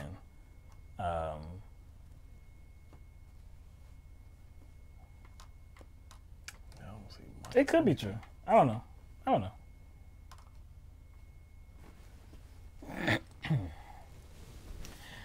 But anyway, like I said, good news day. Bernie Sanders joins the race. Another appearance for Marianne Williamson on Hot 97. So, like I said, those are the two leading candidates for me. I look forward to seeing more from them. And, of course, next Monday, that town hall with Bernie Sanders. Wolf Blitzer, is he gonna throw him some? He's gonna try to throw him some grenades. Oh no! Huh? You know good and well that Wolf Blitzer is going to strategically place little landmines. What about the military contractors? What about jobs? Is the Green New Deal and your socialist platform going to cost hardworking Americans jobs? Bernard. And he's going to say like that, socialist. He's not going to say socialism. No, he's going to have an attitude about it. Wolf Blitzer, man. It's going to be something. Yo, that sounds like the name of like some sort of like schizophrenic linebacker. Wolf Blitzer? Yeah, Wolf Blitzer.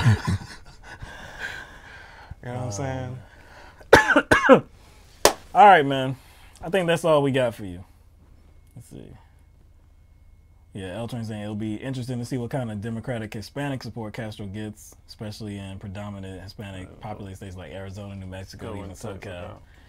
He's not being talked about, man. No. He is not being talked about. I wonder what his plan is to get himself. What's your path? His plan to get himself into, I guess, in the mix, because it doesn't seem like he's even there. Because see, someone like Marianne Williamson, we know all she needs is actually an opportunity. Because again, she has a very similar message that Bernie Sanders does, right? You can even argue that it's even more progressive, at least in speech. It's more progressive. So we know that. Because of what Bernie Sanders was espousing in 2016, that's what gained him this large following. So we know that if she is afforded the same opportunity to actually deliver that message to the people, then she will definitely get support. Somebody like Julian Castro, though, who was already a part of the Obama administration and who is definitely not as progressive whatsoever, what's your plan? You know what I'm saying? Like, what's your plan?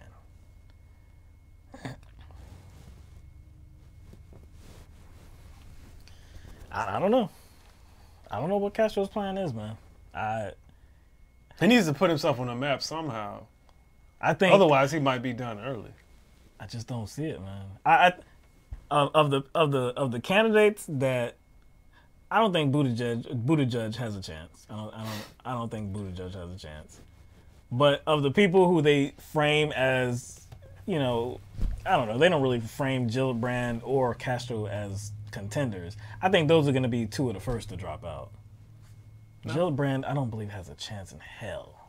I don't think she has any chance. Hell no. No chance. Hell no. Nobody's buying what you're selling. And again, she's not even good at like selling it.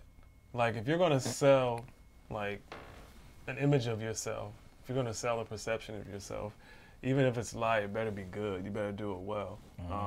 Kamala Harris is good at that. Like Corey in the comment section highlighted, she's very good at that. Yeah. Gillibrand is horrible at that. Like she is. Like not good, man. Not good. She's not a good actor. Yeah, I think you sent me a couple of clips. She was taking questions. I was like, right. Wow. That was weeks ago now. Yeah. It's nah, man. She was like already over, tripping over herself, fumbling, and again, it was a softball question. It was a softball question. It was obviously something that it was planned for her to answer, and she was just tripping all over herself. She was trying to deflect. It was an accommodating atmosphere for her, and she still was just tripping over herself. I'm like, wow. I think that was Jake Tapper that was interviewing her, I believe. Yeah, I think so. All right, man. Bernie 2020 is on the rise. We saw a comment earlier that said that he has raised over $3 million. 3.3. 3.3? I know. It hasn't been 24 hours yet. Yeah, it hasn't been 12 hours. Maybe we might have to tweet CNN on that number.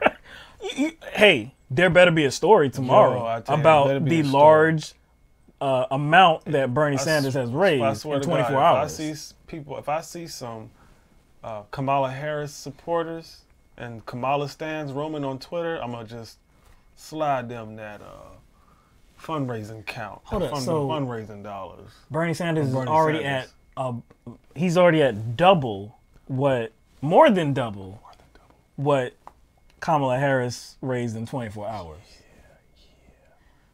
But somebody But Kamala Harris is the front runner. Yeah, and somebody like Booker is even in the mix. Yeah, he's a better candidate than Bernie Sanders. According to CNN Politics. Wow. Yeah, I mean, we see a decrease in conversation about Tulsi. I don't know that she's gonna gain a significant traction or not. I don't know if she will or not. We've talked about her a few times. There's some good to her platform, no doubt. I mean, she talks about war. She talks about corruption, no doubt. She is viewed as a progressive, no doubt. We just, we've talked about some blind spots. Yeah. Troubling blind spots, some major blind spots. Yeah. They're not small. If they were small, then we wouldn't see it as significant. But there's certain things you just can't ignore about her. And if you do ignore it, then that's a force. Be like Jimmy Dore. Yeah, if you're ignoring these blind spots, these troubling issues when it concerns Tulsi Gabbard, you'd have to just be a fanboy, fangirl. It would just be like, well, I had a conversation just yesterday with this one guy on YouTube. Yeah. Because there was a commenter on YouTube. We made a video about Tulsi Gabbard criticizing the Democratic Party for having a hardline stance as it regards the shutdown. So this guy was not appreciative of our dialogue about the subject and was saying like, oh, that's nothing. Yeah, I mean, like, if this is all you got against Tulsi, then you got nothing, blah, blah, blah. So our criticism of what Tulsi was saying was that Tulsi's stance is the same stance as the Democratic Party. The Democratic Party was against Trump's wall. Trump had the hardline position. So for Tulsi Gabbard to say that both parties are at fault, the Republican Party, Trump, and the Democratic Party for having hardline stances, if you would say that, then you would be saying that you have a hardline stance. Well, she would have to be saying that the hardline stance is wrong. So Trump, he's not backing off of his hardline stance. So if the Democratic Party is at fault too, then you would have to say that they should relent a little bit and give in to the wall. Which makes no sense because she herself is against the wall. Against the wall. So why would you blame? Again, this all started with Donald Trump. He is the one that had the hardline position. He was not giving in whatsoever. He wasn't giving in. So what is the Democratic Party to do? Have a hardline stance or give in? Tulsi Gabbard clearly stated that it was the right thing to do to oppose him. So why would you have criticism for the Democratic Party when you have the same stance as them? It's her trying to straddle the fence and be like, well, I'm above all of this. Nah. What about her support for Israel? What about her support for Israel? Modi? CIA torture program. Oh, those are big issues. Those aren't just small issues. Religious liberty. Religious liberty, yeah. So I mean, these are issues, man. These are actual issues.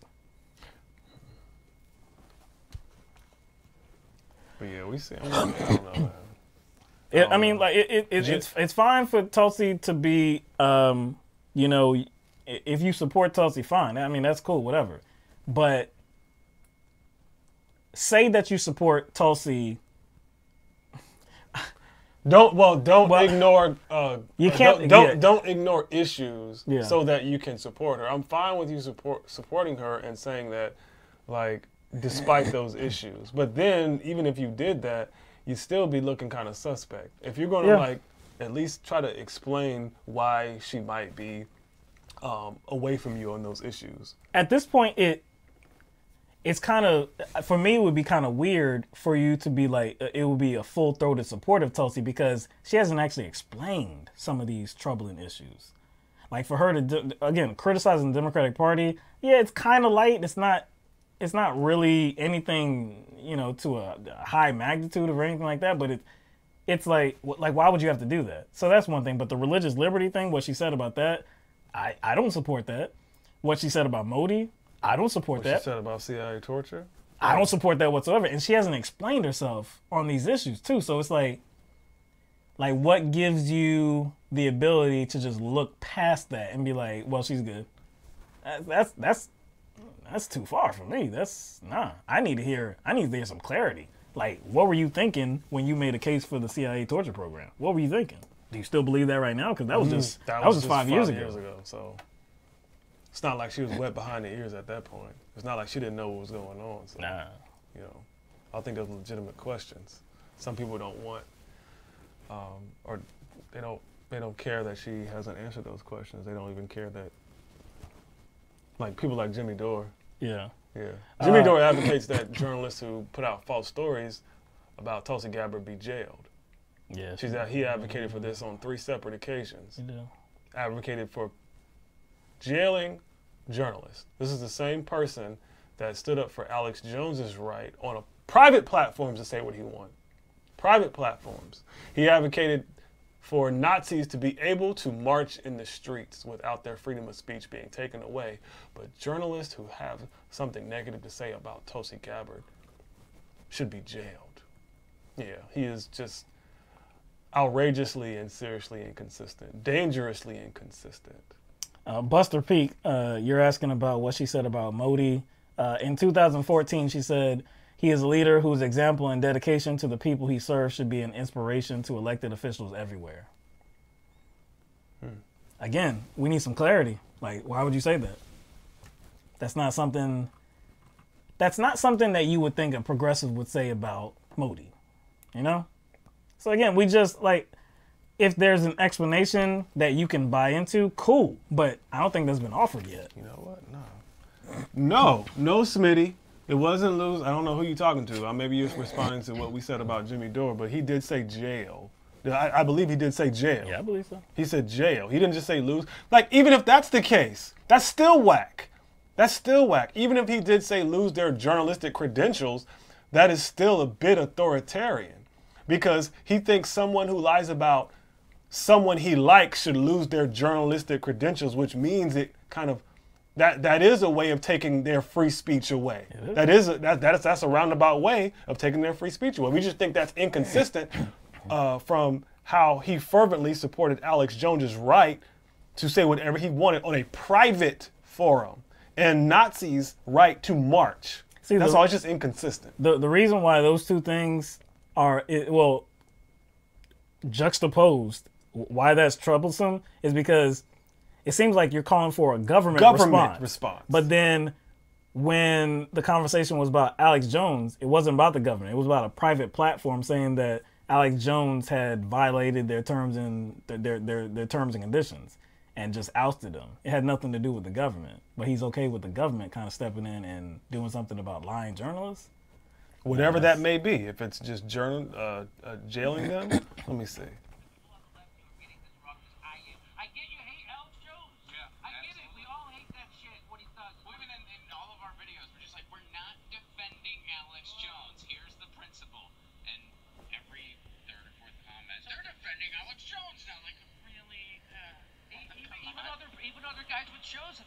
All right. Well, we got some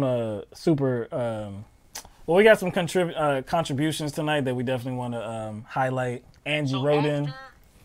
We got Angie Roden, who's a contributor tonight. Thank you very much. She said, in honor of today's announcement, Bernie 2020, LTMB, no doubt. Like I said, a lot of energy, a lot of support for Bernie Sanders early, and we like to see that. Aaron Barnett twice. Thank you very much. Aaron said, just saying, I know you all, Mike and Will included, are going to inform me well in the future. Please, peace be with us all tonight. So we appreciate that. Aaron and Angie, like I said, those are loyal viewers of ours. Loyal, not just viewers, but loyal contributors of ours as well. So couldn't be thankful enough to have both of you in the LTMB camp. Y'all still are not making the point. You say slander is illegal, pretty sure. Did Alex Jones not slander a lot of people? You're still not paying attention to the point we're trying to make. We're trying to show that Jimmy Dore is seriously inconsistent when it comes to those he thinks who are lying. It doesn't matter who it's against. He said, okay, slander is not a crime, it's a civil offense. Exactly, that's the point. So yeah, slander is illegal, but again, wasn't Alex Jones slandering a lot of people?